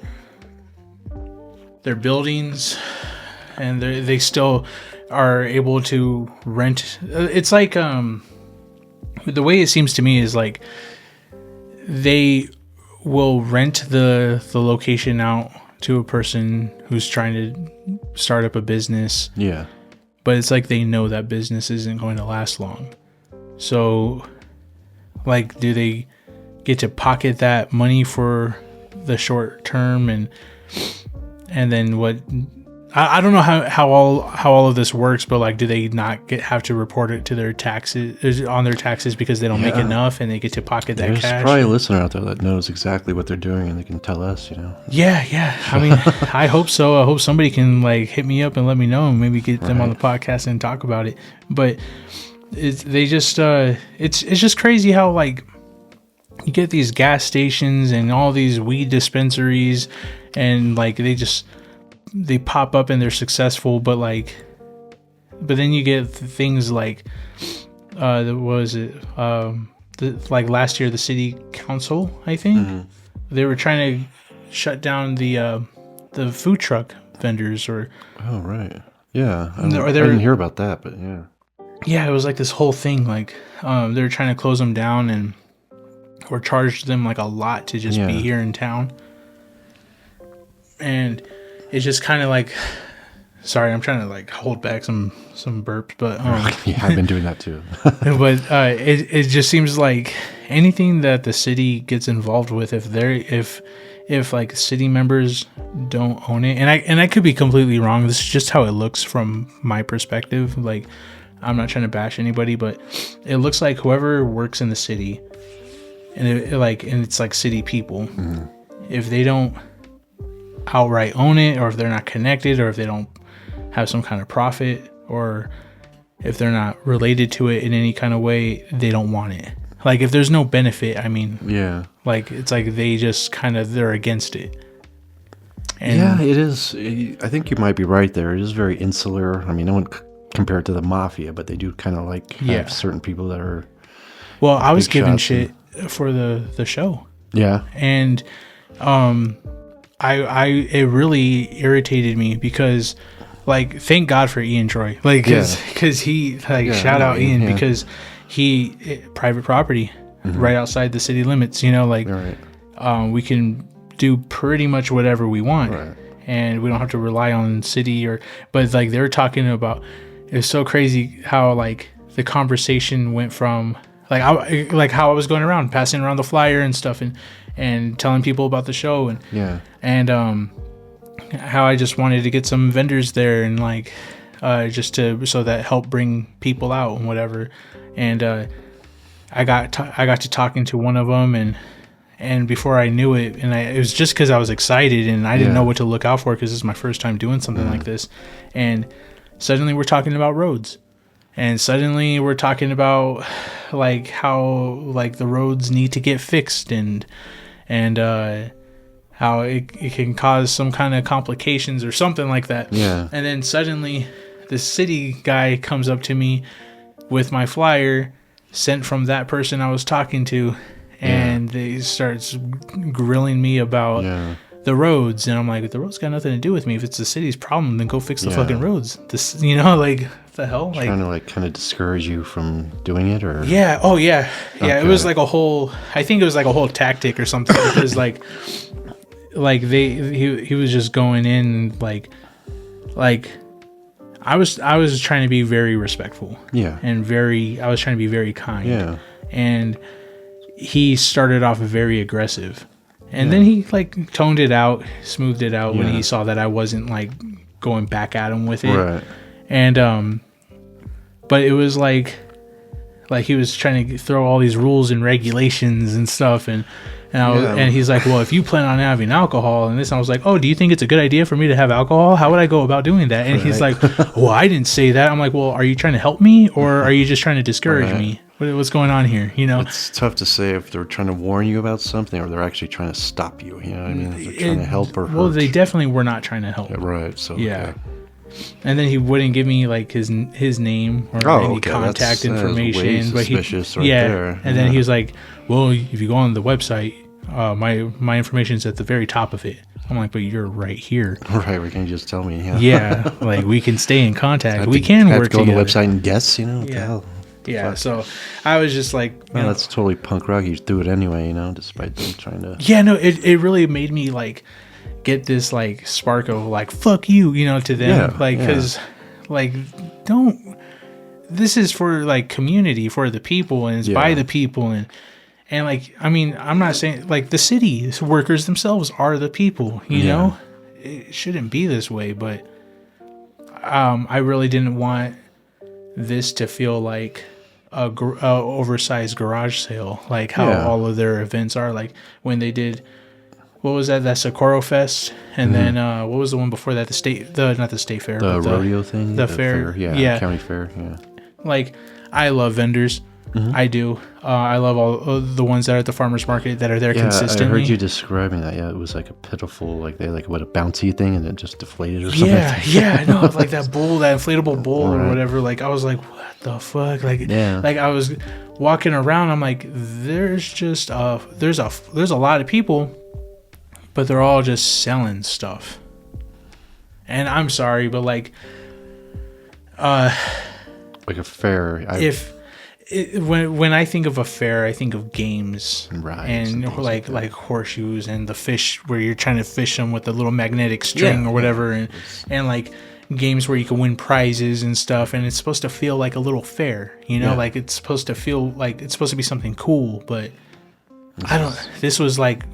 They used to have it back in the day where they actually had rides and shit, and it was somewhere on California, some empty lot, but I haven't seen that for a while. Not anymore. They don't have anything like that, and it was just it sucked. And I was looking at it all, and I was kind of like, well, now I know what not to do, right? Because I still wanted vendors, but I didn't want the vendors to be the attraction, right? It's really out of convenience, and like that's why there's no fee. And anytime I'm attached to that to a show project or something, I'm not going to charge vendors a fee and I'm not going to charge a fee to get in. Yeah, for people to come enjoy the show. Like it should never be that way. But man, the way that they did it at these events by the city, it's like. You would think, you'd think the mayor, and I'm not saying like I'm better than the mayor. I'm not saying I'm better or I know so much or anything like that. But like I was just thinking, like if I was the mayor, me and my council members, politicians would be out there doing car washes. If I had to do that to raise enough money, I'd be out there washing cars myself. I would be getting down and dirty, and I would be doing everything I could to raise money. This guy doesn't strike me as that type at all. Hands-on kind of, not at all. As far as I know, like he has a nephew or somebody that like helped. He did not write the music himself. Produced it. Yeah, I know what you're talking about. I saw him on the Grammys, actually. He won a Grammy for that. Yeah, like he was one of the many writers. He was one of the many producers. He was one of the many, like I went and did a little dive in figuring out who he is or whatever after that last episode with Devon, because he told me he wrote it. And I know Devon didn't mean like he solely wrote it or whatever, but like but like I just went into it and I was like, okay, so he's one of these many people, and he doesn't like this town, he hates it, whatever. It's called Fun. But like it's a stupid name. But. If he doesn't have love for the town, and the mayor, obviously, I think it's very obvious the mayor doesn't love this town. Like with everything shutting down and where everything's set up to only put money in his pocket. Like what, he owns the hotel. He own the gas stations too, something like that. I know he owns the hotels for sure, and obviously his practice. Yeah, the Holiday Inn and the Best Western are his. It's like anything you can do to put money in your own pocket. Yeah, but like, I mean, that's unfortunate. That's like kind of the norm as politicians go in a lot of places, they just use their position to make more money, And then they like to attach all of these things to being a politician. Like they really got people out here thinking that you need a high school diploma to become a politician. Because like, and I say that as like the lowest bar, because our founding fathers, like they were like murderers or whatever, like they were kids, some were really old, some were like 17, 18 years old, like they varied from different ages and stuff and different walks of life, and I just feel like if you're a politician, you should be from the people. You should be right there from the thick of the people. Like you should be like in the crowd, part of the everyday person going to work and every day and being part of the community and stuff. And you shouldn't be this person in money, like you shouldn't have all the the glamour, whatever. I think you should just be one of the people. Yeah. Because then you'd really know what the people want and what they need. Yeah, I mean, I was talking about this with a friend, and he's mentioned like how that plaza area should be kind of like a vibrant little center. I mean, it's not a lot of things going on there, but there's like just a bar and like a store, here and there, kind of. Yeah, and they, aside from the farmers market, they don't really got a lot going on. Yeah. I don't know, man. I feel like the people of Socorro should really, with as creative and talented as a lot of people are, they should really take things into their own hands and stand up and just take this city, this town back as their own. Not saying in any kind of like anarchy kind of way or whatever, but like do your thing. Like be expressive with your creativity and about the things that you love. Do you go to like the city hall meetings ever, like the council, whatever? I don't, but I do plan to now. Okay. I plan to start taking that stuff more seriously and getting more involved now, because I just feel like it's gotten to a point for me where it's becoming important. Like like as time goes on and the more I'm doing this stuff, like I'm starting to care a lot more. Yeah. And it's I think it's important because now I need to see who these council members are, and I need to hear their thoughts and opinions. And I'm not going to just go in there and just start talking, but like I want to observe first. I want to see how they go about things, because the way it looks to me is like it's just a bunch of old people that don't know how to advertise when the meetings are going on. And I don't know who the big faces are. I know I have no idea. I don't even know if I voted in the last like council election or anything like that, because they don't really advertise. And they say they do. They post it like once or twice on their Facebook page, and it's like that's not enough. That's not enough at all. Like they should be get it to the point where it's like in your face, like it should be treated like it's important. But I think they kind of bank on that. Yeah. Like the low turnout. Yeah. They don't want everybody there. They don't want everyone's voices and opinions. They don't encourage, like they say they do, but they don't act like they do. Yeah. I don't think they do. I think they want things as they are. Obviously. They want the same people coming back talking about the same things. Yeah. Like, assembly a club, it's got to be some little, Oh yeah. I mean, not to sound completely like cliched, but those politicians kind of stick together in a way, Well, no, definitely. Like they'll be at odds with, which I don't get it. Like I don't understand that. It's like if you, like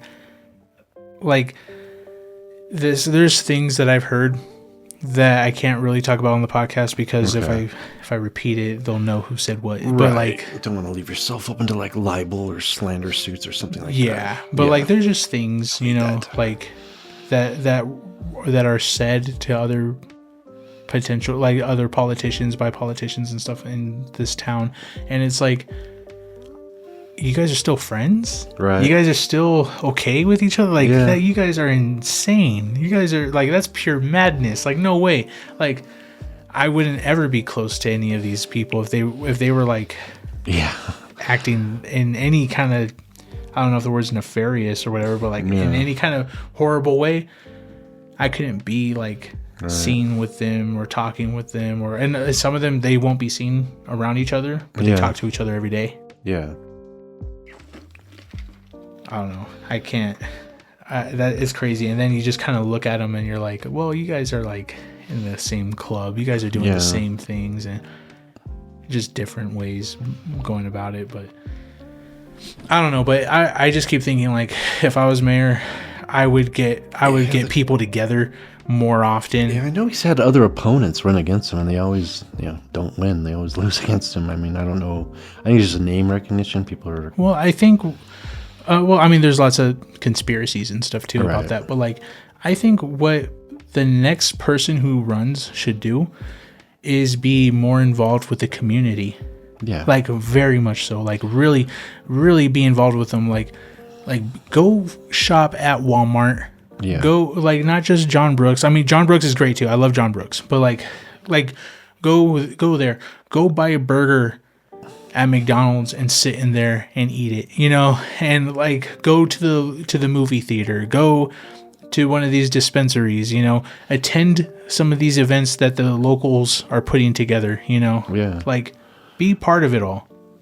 If you I agree. Like in old fashioned times, they'd go door knocking and just pressing the flesh, as they call it. You know, just talking to people. They're all afraid. They don't have to. That's probably why they don't really do it anymore. Because probably just gonna get elected anyway. I don't know. Yeah, I know probably less than you knew about all this stuff. I mean, I only okay. That's Black Panther. I was like, who's that? Oh yeah. I've never heard of whoever that is. I only know what I know or hear based on what I hear, what people tell me here in town, and take it all with a grain of salt, you know. Right. But I think that I probably take the people of Socorro more seriously than some of them take themselves. Yeah. Like, I think that I think a little higher than most of them think of themselves. Like, I see this beautiful place and what it can be, and I think people are just they're just being told no too many times, and they just live with it. Yeah, that's a really good insight, because there's kind of like a depressed like resignation to a lot of people in town, like the whole "what are you gonna do" kind of thing, you know. I'm guilty of it too. I'm part of the problem very much, you know. So I don't really want to. That's like on every level, though. I don't know if I'm getting more apathetic as I get old, you know, or kind of getting that hard shell of indifference. Well, fuck it. I'll shed it right now. I'll do it right now. How's that? Yes. No, it's just people are cool here. Yeah. They're really cool, and I just want to see everybody some of the thrive. coolest people I've met in this town, actually.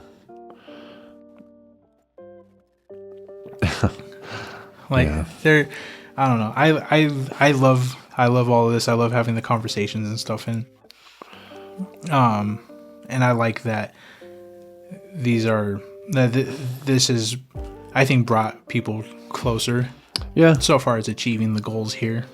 Yeah, it's nice every now and then I hear about somebody I know, like JJ, and some people I never heard of, but I'm glad to have heard of, like, Javon right there. I want to get you to collaborate with some of these rappers, and I love that that's kind of your background too. Yeah, like is hip hop and stuff. Long time ago, yeah.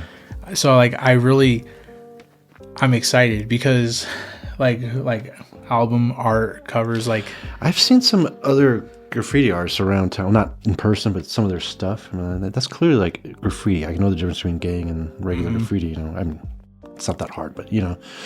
But it's clearly, so I don't know who they are. Sometimes I can't read their writing. It's like, but yeah, I know they're out there somewhere. It's like, get up out there, guys, wherever you are. Do you ever put your stuff up for like on show or whatever, or in exhibitions or exhibits or something? I don't know if that's the right word. Yeah, to market it, like stuff like that. I haven't really done anything like that. Right now I've been doing it on a very small scale, like, farmers market and word of mouth. Some people, mostly like people I know, have been buying my shit, and sometimes I get some people, like a lot of buyers, like at the farmers market. Oh, that's really nice, and they don't buy anything. So it's kind of, I'm one of them. I'm sorry. All right. That's fine. People are broke. What are you gonna do? That's the only thing. Yeah, that's the only thing. I don't know what the median income is in this town, but it's not that high, I would imagine. Times be rough, but but I think when there's attachment and like if it's personal, like you can't really put a price on it, right? Like so, like they'll be more willing to buy it. Man, I think you got to get online, like really online. Yeah, I have a friend who gives me these ideas. She's like an actual graphic artist type by trade, or she was. Now she does like antiques up in Albuquerque. Like she has like a booth at their market, their flea market. But she's definitely very cosmopolitan about that kind of shit. She knows So I definitely turn on my hearing aid when she tells me I should do something. And she turns me on to certain websites that buy designs, and you get like a percentage of if somebody decides to put like a towel or a lampshade or something like that, you know? Hey, I think if you just went as simple as making a Facebook page, like a page, not a Facebook account like some people do, like Tony. No. Yeah, Tony. Like wherever you are. People be making one man grill. Oh, okay. Like I love you, Tony, but oh my God, like he makes these Facebook accounts where you add people as friends and stuff when it should be a page. Okay, and it's like adding it like it's a person rather than and it's like, of course, you got like 600, 700 friends and stuff because you're adding everybody, but like, you gotta, like I think, and that's a cool, like that's a way to do it, but like it's. Then you can't share, or from my page I can't like your stuff, or I can't access who you are from my Life at Night podcast page. I can't follow you. There's always like different settings and stuff, but if you were a page, I could follow you. I can tag you. I don't even gotta like ask special permission or wait for you to accept a request. And if you're juggling like 7 different Facebook accounts, are you ever going to get to that one? You know? Yeah, he was at your festival there. I didn't get a chance to eat any of his food. I mean, he's sold out. Oh, did he? Yeah, like I was expecting like 12 people to show up. Yeah, it was a good turnout for a first time. Yeah, for sure. Having never been to a concert and like not knowing what the hell I'm doing. Yeah, I was kind of pushing it in my own way too, but. My friend's band here, the Suffering Puppets, Jerry Borgerson. You got to get him on your show one day. He's a character. He's got like, you're listening, Jerry. You're welcome. His band's name is the Suffering Puppets, and you can find him on like TikTok, Spotify, YouTube, and all that stuff. There's probably more that I'm at. He said his music's gonna be featured in like a movie called it'll come to me. It has a weird name, The Collector of Souls. There you go. That's what it's called. Yeah. So a famous name in there is, do you know Bam Margera? I think his name is. He's one of those guys from Jackass. Oh yeah. He was just doing that film with Jim Burleson. Yeah. He's going to be in that. Is that what the movie's called? Yeah, Collector of Souls. That's interesting. Yeah, I don't know what it's about. He's told me to push that. Okay. So, yeah, but if you have him on, he'll definitely go into a lot more detail. A little funny story. While I was, I believe I wasn't on the podcast, but I stream games, like there's a little gaming community. Yeah. And, I was talking to my friends on it, and I'm on Twitch, and so the video's up right now still, but like I get a text from my wife, and she's like, she's in the plaza at the market. Yeah. And she's like, there's this couple here. And they're just like, cussing each other out. They're arguing. Oh, is that today? No. Okay. This was like back when they were filming a Collector of Souls, apparently. Oh, okay. So, but we didn't know what was going on, right? And they're like, she's like, yeah, no, they're just like she's like, I'm not trying to listen in, but like it's hard to ignore, So she's telling me like some of their business, basically, right? Right. And she's like they were just really digging in hard on each other, like she thought they were gonna like break up. Right. Turns out that was Bam. That was Bam and his wife, or soon to be wife, because I guess he also got married. Yeah, at the same time. Yeah. So like I was like, what the hell? Like, and he bought some stuff from my wife. He bought like a little. I think it was a Christmas gnome or something.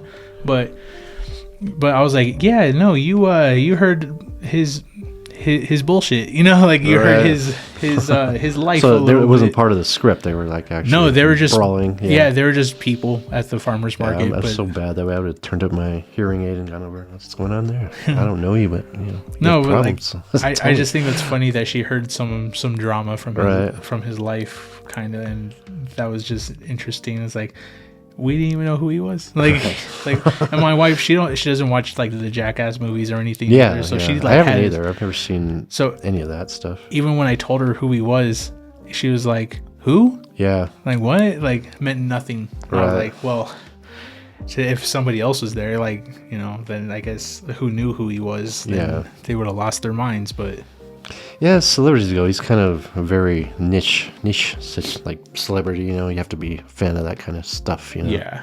that boys mutilating themselves, for entertainment. Man, that really started a whole movement back then too. Yeah, I think it's still happening. There's probably other like everybody still just doing it. throwing trash cans at you, put on a diaper and throw a trash can at somebody and let them roll around in the goat heads. The internet is saturated. People doing really insane things. It's like, don't try this at home type stuff. Yeah, and there they all are at home. At home, breaking their bones. We got really into UFC when I was in elementary, middle school, and we would spar, and we had gloves and stuff, and we made our own gym, and we had all the kids in the neighborhood, and we'd all be in my front lawn just fighting, and just like it was just a thing to do. Like I couldn't imagine, like because my mom, she came home and when she peeled into the driveway and she got out of the car and she was screaming at all of us, yelling and stuff, and my friends, like I'm telling you, there was like 20 of us, and like they're jumping the fence and they're all scattering, right? and thinking about it now, like as a parent now, I'm like, I would have probably whooped my kid's ass because like a little fight club on my lawn there. Exactly, like if one of those kids got hurt and we got hurt, like pretty bad, but like today, oh my god, it would be terrible. Like the police would be there, and like it would turn into a whole crazy thing, and I don't know, like that was insane. Yeah, don't try that stuff at home. Right. Hear that, kids? Yeah. Do it on the streets where it belongs, all right? Yes. Do it in an alley. Wrestling and stuff, all that stuff was cool though. But UFC was a whole other thing. Yeah, when that came out, that was interesting. That was like the thing, I think it's like more popular than boxing, regular boxing, I'm guessing. It definitely is now. Did you watch that Mike Tyson fight? I didn't actually. I mean, I heard it was pretty pitiful to watch. It was so depressing. Yeah, it was like everyone kept talking about how Mike Tyson is like not an ordinary human being, and he's not an ordinary man. He is a human being. Right. Yeah. He's an older man. That's what I heard. He should have never did. He should have never did. I'm just glad he didn't get hurt. Yeah. Yeah. Like, I wanted him to win, but that was more like fantasy, I guess. Like knocking that guy's block off into the arena. Because when he was sparring, I was keeping track of him training and stuff for the fight, and he knocked out his sparring partner. Right. And I was like, wow, got the headgear on and everything and still got him. Was Jake Paul just staying away from him pretty much the whole time? Yeah, he stayed away and hugged, and then when they did get close, he hugged him. Okay. But like at the same time, you see it, like Jake Paul took it easy on him. Yeah, that's what people said too. Yeah, people say what they want about Jake Paul being who he is, and a little cocky little shit. But like at the same time, Jake Paul's a legitimate boxer. He's a real. He's got hands. He's got skill, and you could tell he took it easy on Mike Tyson. That's cool. I mean, nobody wants to see their hero get utterly humiliated. You know what I mean? Yeah, no. When I was a kid, he was almost godlike in a way, just. I wish I got to see him. Back then, I was just too young. I don't know. I wish I got to see it, and I was actually happy. Like, I was like, man, I get to see Mike Tyson in the ring. Right. Like, are the legends true? I'll never know. Yeah, he was something. There's a force of nature there. Yeah. They showed his butt. His butt? His butt. His bare butt. Why did they do that? So they asked him, they're like, what do you think the turnout will be or whatever? He's all, how do you think the victory or whatever? And he's like, a vicious one. And he gives the man a kiss, says he loves him. And the guy who's interviewing him, he kisses the guy, and then he turns around. But you know that they're wearing that guard. Yeah. And there's nothing on their ass. Right. Yeah, okay. So and he's not wearing I've underwear. seen those pictures on the internet. I didn't know what they were talking about. Yeah. He turns around and he walks away, and the camera guy, I don't know. I feel like it was intentional. Right. I feel like Jake Paul probably paid him to do this or something, but he didn't follow him. He didn't zoom in as the guy was walking away, and you just see his butt, just random. You just see it. It was so dumb. Okay, that meme I saw earlier makes sense. Okay. Yeah. It's like, who's that? Yeah, it's Tyson's ass. Okay. No, yeah. No, it was cool. It was cool. Not Mike Tyson's butt, but Right. Whatever, you loved it. Oh yeah. It was. It's great. It was great. It was the best. It was the best part of the show. It's a champion's butt right there. So, I got a few more. Okay. Shoot. Do you believe in legacy as an artist? Who? Do you believe in legacy? Legacy? Yeah, as an artist, is this something that's to be remembered by? Yeah. Remembered, yeah. I haven't really done anything that would like a final work, an opus, a body of work that people remember me by. But when I was like, I have all kinds of little pieces of artwork running around over the years, just because, as a free artist, you get girls like, because you like girls, draw my name. Like, okay. Yeah. I got a lot of that growing up. So I'd say in the hundreds of that, easy. So I don't know. I always kind of fantasize in my head after I die, there'll be like all this newfound interest for my work, and somebody will have all this stuff in their garage. And it's usually how it goes. Right. And it's like, I want it now, but, Yeah. I don't know I don't know. You never know what it's so arbitrary with art movements, it's like whatever's in fashion, or just sometimes you look at art and you're like, why is that so good? Why do people like that, When they duct tape a banana to a canvas. Something like that, something insane. I mean, there's so many examples. I don't know. Did you hear about that guy? He ejaculated onto a canvas. Oh, nice. And he sold it for like millions of dollars. Well, I mean, I guess I had an art teacher that said art is anything you can get away with. And that's pretty much it. And I was like, yeah, I'd like to think it's a little bit more of a noble human endeavor. But yeah. Jerking off on a fucking canvas, that's bullshit. I'm sorry. Yeah, no, it is. Who the fuck are you? What's so special about your semen, mister? Yeah, no, it's just... I mean, what statement is he making? It just looks like masa dried on it. Look how stupid. Yeah, what's the statement he's trying to make with that? Like, I can trick somebody into buying my sperm, for millions. That's how stupid people are. I don't know. How is this? It's a protest against Palestine or something. I don't know what's he doing there.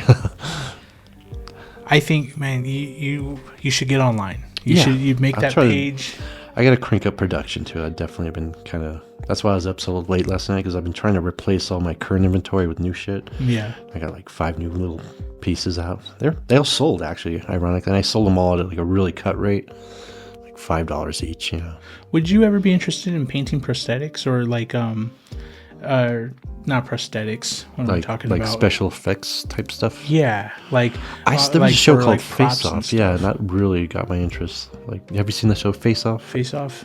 Well, it's basically is that when they do all the makeup and everything? Yeah, and like stuff prosthetic like that? makeup artists and stuff. Yeah, I think I would be pretty good at that, actually. Is that something you've ever tried to do? No, the closest I ever came to it was.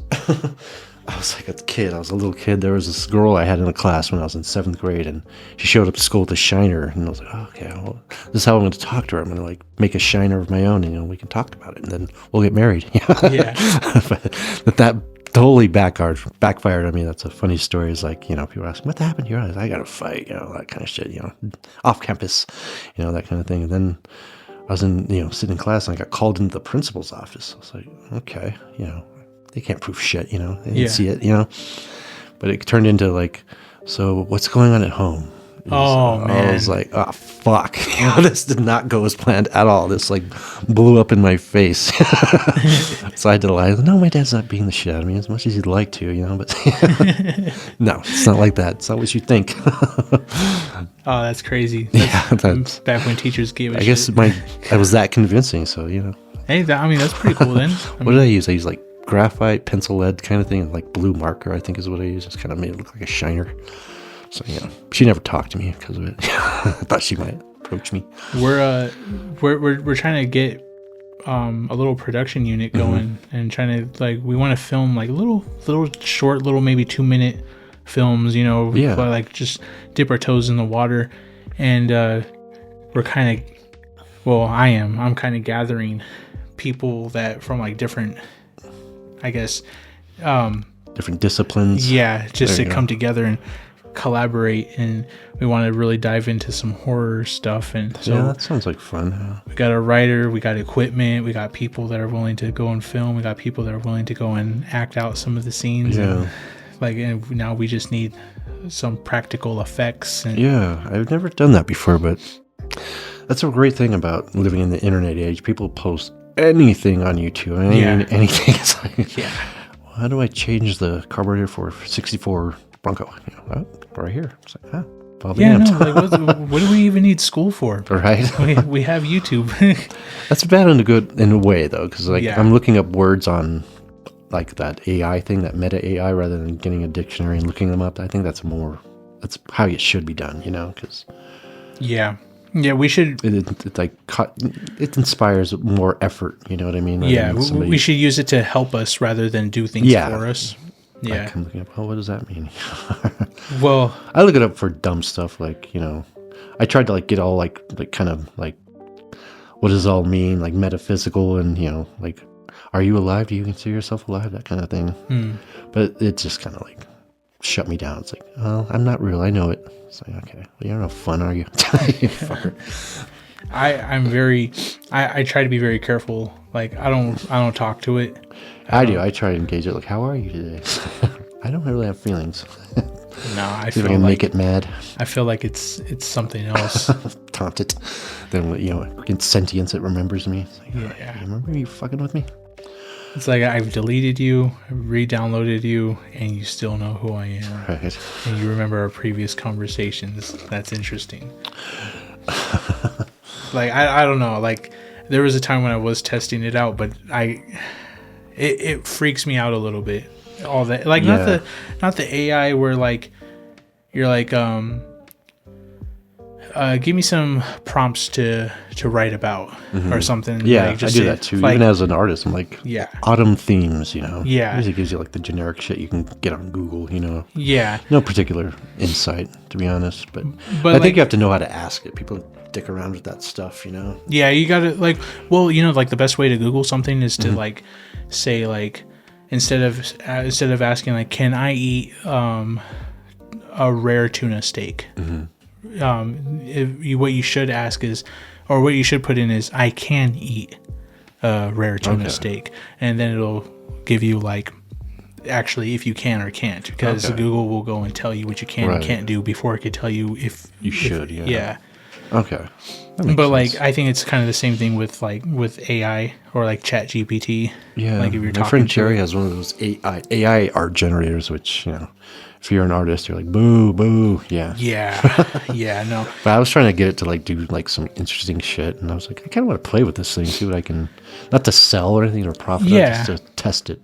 It's interesting. Like a lot of people make this really creepy shit. I was like, that's kind of frightening, but I went on a whole little thing with it where I was just trying to get reference, like really like get what's in try to like get what I'm imagining in my mind to draw on paper. Yeah.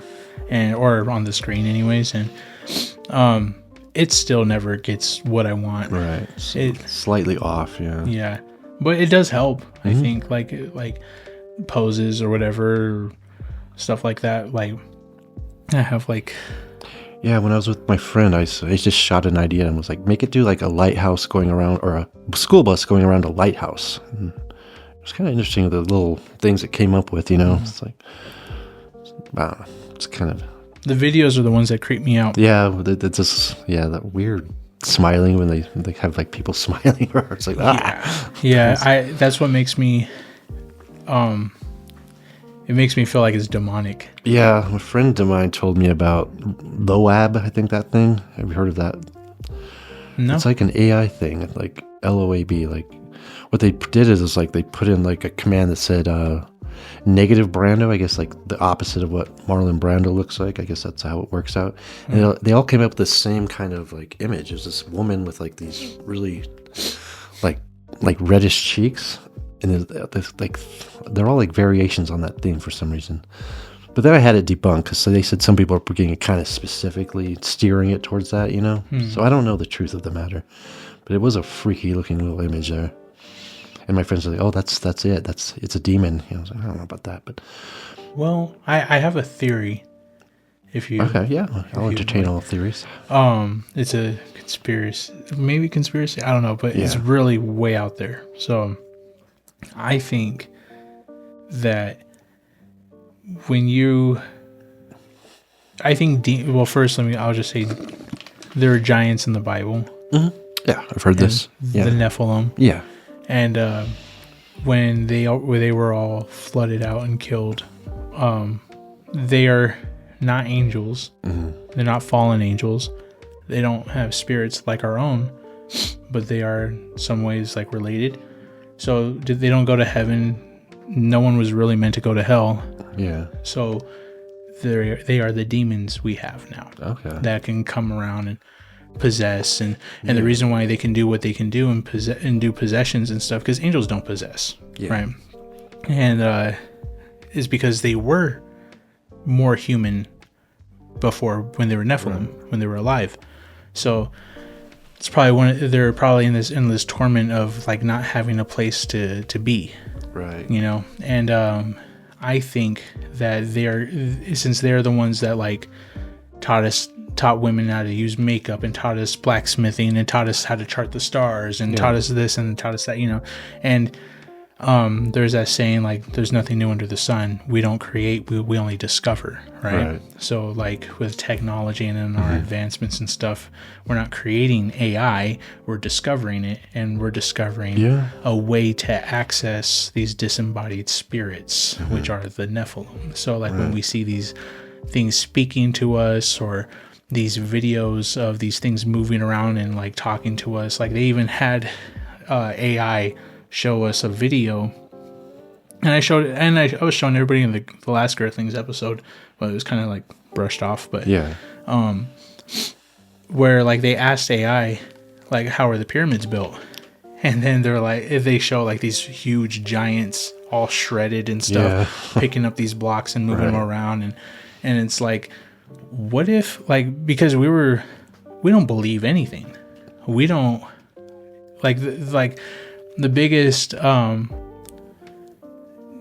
form of like, I don't know, like the devil would never want you to think that he's real.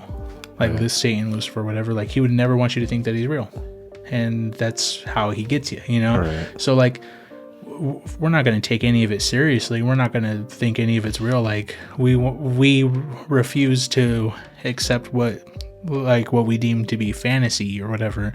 So like my thing is like, when AI showed us this video of how the pyramids were built, my dumbass is willing to bet 100% that is telling the truth, and it's showing us a memory as good as it can. And as time and technology advances and gets better, like Elon introduced those robots. Yeah, I've seen those clips of that. Yeah, we're gonna get in about 10 years where we can upload AI that can speak to you, AI that can come up with anything into these machines. That's like giving these disembodied spirits a body. Yeah, you know, and now they're gonna be around us. And Elon even said that in about 10-20 years or so, I forgot which podcast or what he was on when he said this, it might have been Joe Rogan's, but like he said that pretty soon there's going to be more robots than there are humans. And he was right about AI. Yeah, and of course he was, because he's like one of the main ones pushing it, right? But like it just makes me kind of scared about or freaked out, because I think that AI is very demonic, and I think it comes from a demonic place. And we're human. We add attachments to everything. Everyone, when they were a kid, had a favorite blankie or a teddy bear or a toy or something that they really loved. And we do that to our cell phones today as adults, you know, and like other things. And if we keep humanizing AI, and it's going to become our worst traits, are going to get packed into one little consciousness or something. That's I think interesting thought. We're not creating anything. We're waking something up. Yeah, something that was there the whole time. We just found a way to access it. Couldn't take form. That's kind of scary now that I think about it. Does kind of make sense in a way, you know? Because they're already doing AI like for things that it shouldn't be doing, like we'll talk about those sex bots. I've heard about those coming around. It's like, whatever, dude. It's like, golly, what happened to just old-fashioned, you know, masturbation. Yeah, it's never enough. You know, Yeah, exactly. It's People are never just- enough. Everyone's got to. So weird. I think we've gone so far as we progress as humans that we're kind of like with technology and stuff. As we keep progressing and moving forward, we're kind of losing our way. Yeah. And I think we need to like step back. And now even the idea, for example, like of putting an age limit on who gets to be on social media. Yeah. Like that is like a terrible thing or people who see that as a terrible thing. Like you have to be 16 years old to have a Facebook account. Yeah. I agree with that. I Yeah. think you should be a little older. I don't think little kids should be on Facebook. For sure. I definitely agree 100% because, I mean, not to like say anything that hasn't already been said. You don't know who's out there, you know? Yeah. People that can strike a right chord with, you know, your young one, your kid. And I would take it a step further and say that it should be illegal to have your children posted online. yeah, But that's just me. find some old creeps like, I like Pokemon too, or whatever the fuck, you know? Or they use AI to create their own images using your child's face. Oh, right. Yeah, I didn't even think of that. It's fucked up. Yeah. That's a real thing too. Right. And that's like a whole new territory that we're jumping into now. Like, I don't know, my sister brought that up to me like a long while back ago, and that's why I don't like I won't post. That's one of the many reasons why I don't post my kids. Just that, and also I want them to have their own identity. Yeah. When they become an adult and, you know, they get into the real world and stuff, they don't have anybody like, oh yeah, I watched you grow up, I know everything about you, you know, your parents posted you online, and Yeah. you know, I Yeah. can't stand that. Yeah, I've heard a lot. Obviously, I don't post anything like on those like, you know, social media things with my kids in it because, yeah, Yeah. don't know who the hell is going to watching, you know. Yeah, it's like this technology. It's like the oldest thing in the book practically is like every time we advance, this technology is kind of running away from us, you know, getting out of our control. I mean, you could start that with like the gunpowder, then the atom bomb, and now I don't know if this is the same thing, this AI, but you know, it kind of develops a life of its own in a way, you know. Yeah. The possibility it can really Well, we wish we hadn't invented it, that kind of thing, you know. the next step is Becomes a problem. to merge with it, Yeah. and that's scary as hell too. And we're gonna get there.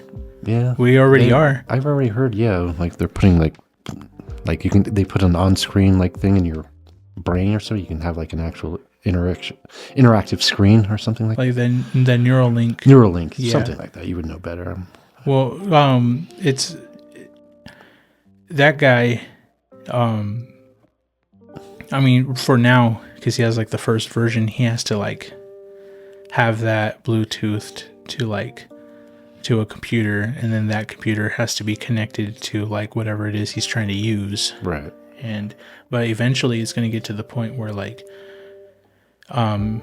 they'll be able to it doesn't have to go just straight into your brain. Yeah. They'll find a way to put it anywhere in your body. It could be in your hand, it could be in your arm, and it'll get to the point where you just like theft is impossible, because if you have it, you can go into a grocery store, pull things right off the shelf, load it into your basket, and walk out, skip the checkouts, because the checkouts don't exist. You walk through a perimeter, Yeah. and it's already got all your information because you got that chip. Yeah. And then if you don't have that chip, and you walk through that perimeter, alarm goes off, and now you're not allowed in there because you can steal. So Yeah, my friend, he swears by, my friend Will, like he'll be talking about something on his, like, and then ads will pop up on his phone about the product or something. I was like, yeah, I've kind of seen that happen too. I forgot what I was talking about. It was just really uncanny. Or like a topic we were discussing, it would come up on YouTube, like recommended, you know. It's like, I don't like to be too paranoid, but that's a little weird. And that's the thing too, like when you bring stuff like that up and you tell people these things, it's like, oh no, you're just paranoid. You're right. Or What pissed me off is like on YouTube videos between commercials, like I'll get like something for penis enlargement and things like that. Yeah. I'm just like, what is this thing watching me take a pee? And like, oh, that guy could use that, you know, that kind of thing. It's like, hey, fuck you. You know like, what? You need a little bit of this. Right? This guy could use it. A little size. Suddenly, I get in one argument. I get in one argument with my wife, and now Blue Chew is everywhere online. Yeah, right. Just ads for Blue Chew. Yeah, penis pumps or whatever. Screw you. That's funny. It's like one of your friends is listening on you, like, you know, like putting all these ads for things that are just disrespectful. You know, that's just childish. No, I don't know. Technology is getting crazy, and AI it's a cool thing, but it's also a bad thing. Yeah, and it's ruining a lot for a lot of creatives. Oh yeah, that AI art, like just recently in the Balloon Fiesta, you might have heard like somebody submitted they had an art contest for somebody for the Balloon Fiesta, like to advertise it, and somebody used an AI program and that program won. You know, this guy just used it, like plugged in the right ideas, and the poster itself was like just so bland and generic. I don't know. You can tell when it's AI. Yeah. For now, it wasn't really anything noteworthy. It's just like it looked like balloons, and you know, it had some style to it, but it's just like a slap in the face to people who work their asses off. You know, like. For now, it's a slap in the face. And this guy to call it art is, you know, complete bullshit. You know, it's like. I think it's gonna amplify the value for real art, though, in the future. I think it's like right now it's new, it's fresh, so everyone's in on it, right? So like for now, it's like that. But I think, and I'm total, like I know I am biased because I love art, but at the same time, like I really see it happening this way, like. Because people are nostalgic. Yeah. People want the real thing, like in their hands, like all these digital purchases. But like if you could get like an actual book in your hands, people like going to Barnes and Noble because once they go in, they think that they're going to read all these books and stuff, and they like to buy it all, and then they get home, they put it down, and they never pick it back up. I'm you know, guilty of that. Yeah. Like I've done it. You know, read the classics. And you get in there and you start fantasizing like, oh yeah, I'm going to read this and I'm such a bookworm and blah, blah, blah. And then you don't. But it's like that about pretty much everything. You go and buy a physical movie and then you just upload the code to your Vudu account and then now you're just watching it digitally. And but people are going to want to buy art. People are going to want to have real pictures and stuff and real paintings in their hands. They're going to want to feel that canvas, and it becomes something that you kind of yearn for, something real, something tangible. And yeah, for sure. And that's why, like, what was that one? This stupid man, what do they call it? It's like it's purely digital art. CGI? No. You purchase it. And it's kind of like Bitcoin, but it's not. It's but it's for art, like images and stuff. And you buy them, and it's something that you invest in, and it's yours forever, or whatever they're talking about. Like there's such a huge value. Everybody was jumping in on it, like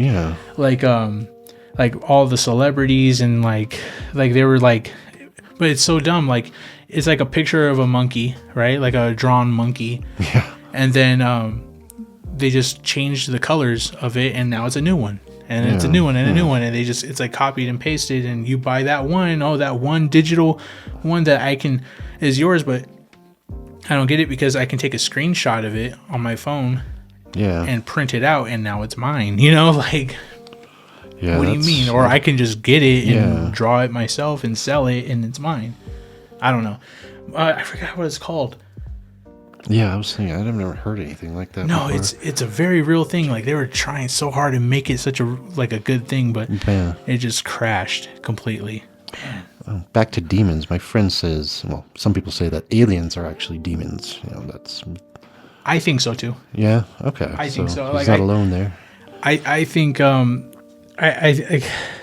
There's that thing that happened recently in Vegas, I guess. You know, when they landed in somebody's backyard or something like that, and they said that's totally real. That thing that walked by the fence or whatever. I looked at the video, but I could see something, but But there were people that saw it and said it was fucking there, you know. I don't think I saw that one, but Okay. I saw the one where like all the cops were lined up at that mall. Or wait, you said Vegas, right? Yeah, Las Vegas. For some reason I was thinking about the one in Florida. Okay. And do you know that one? When they're at the mall, all like cops were lined up, and everybody, there are so many videos all over like Instagram, Facebook, and TikTok. Like there are so many people were talking about like these shadowy figures. Yeah. They didn't know what they were, where they came from. I've heard shadow people talk about that, yeah.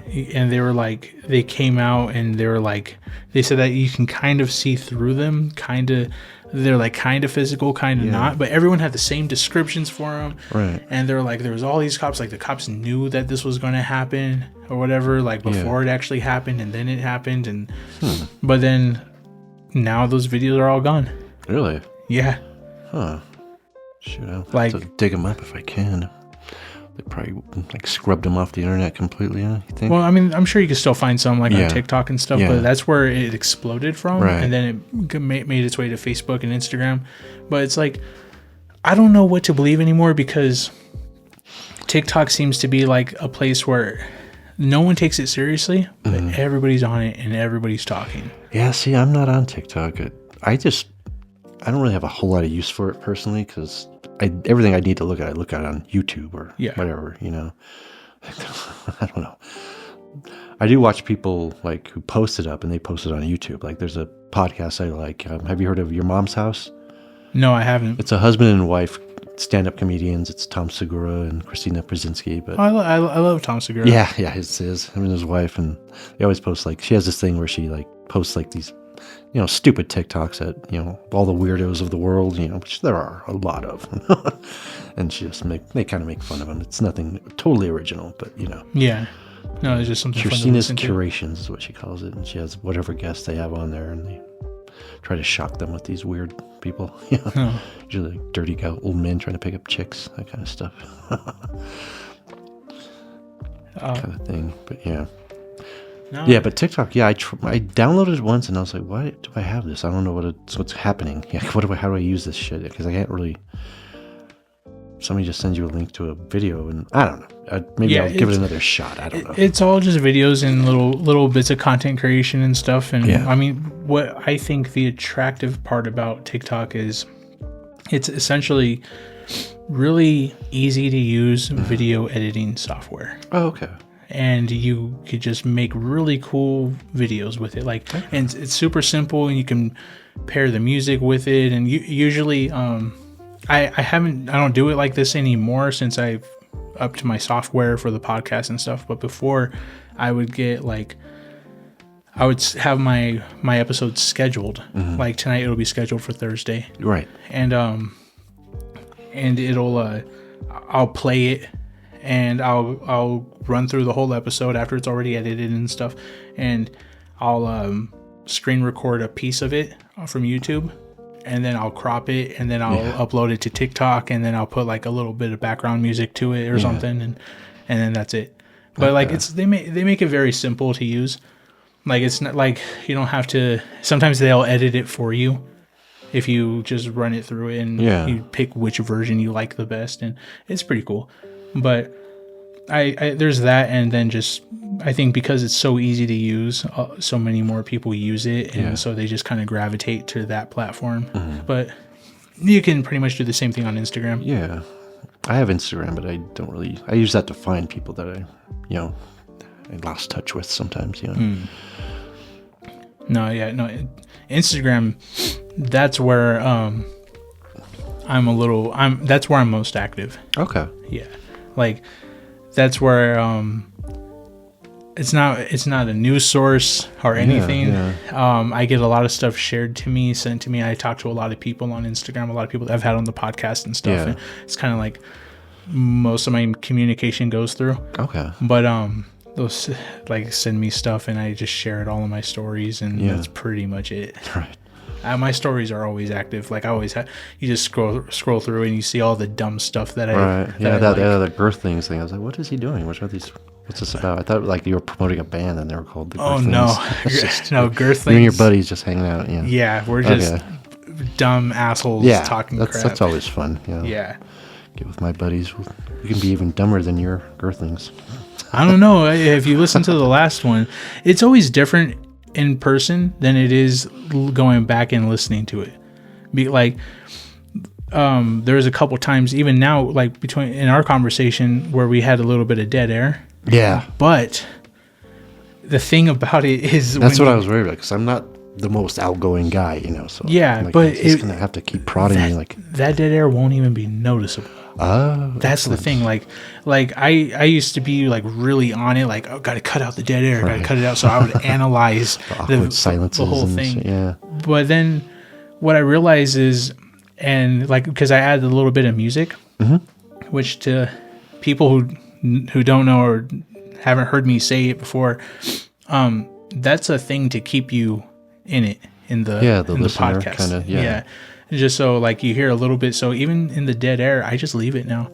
Okay. Just because then you'll if you didn't notice it before, sometimes it's a little overbearing, especially with the early episodes. Like, because the music is a lot. But some people got the gift of gab. Like I'll tell my friend, or you could contact Jerry on his Facebook, and he'll be on the show. You'll have no dead air at all. The guy doesn't come up for air, much less leave dead air. What's his name? Jerry Borgeson. He's got the gift of gab. He's a chatty Cathy. What does he do?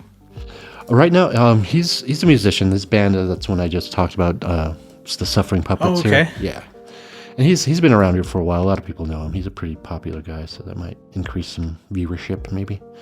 A little symbiotic thing. I don't know. That would be cool. Okay.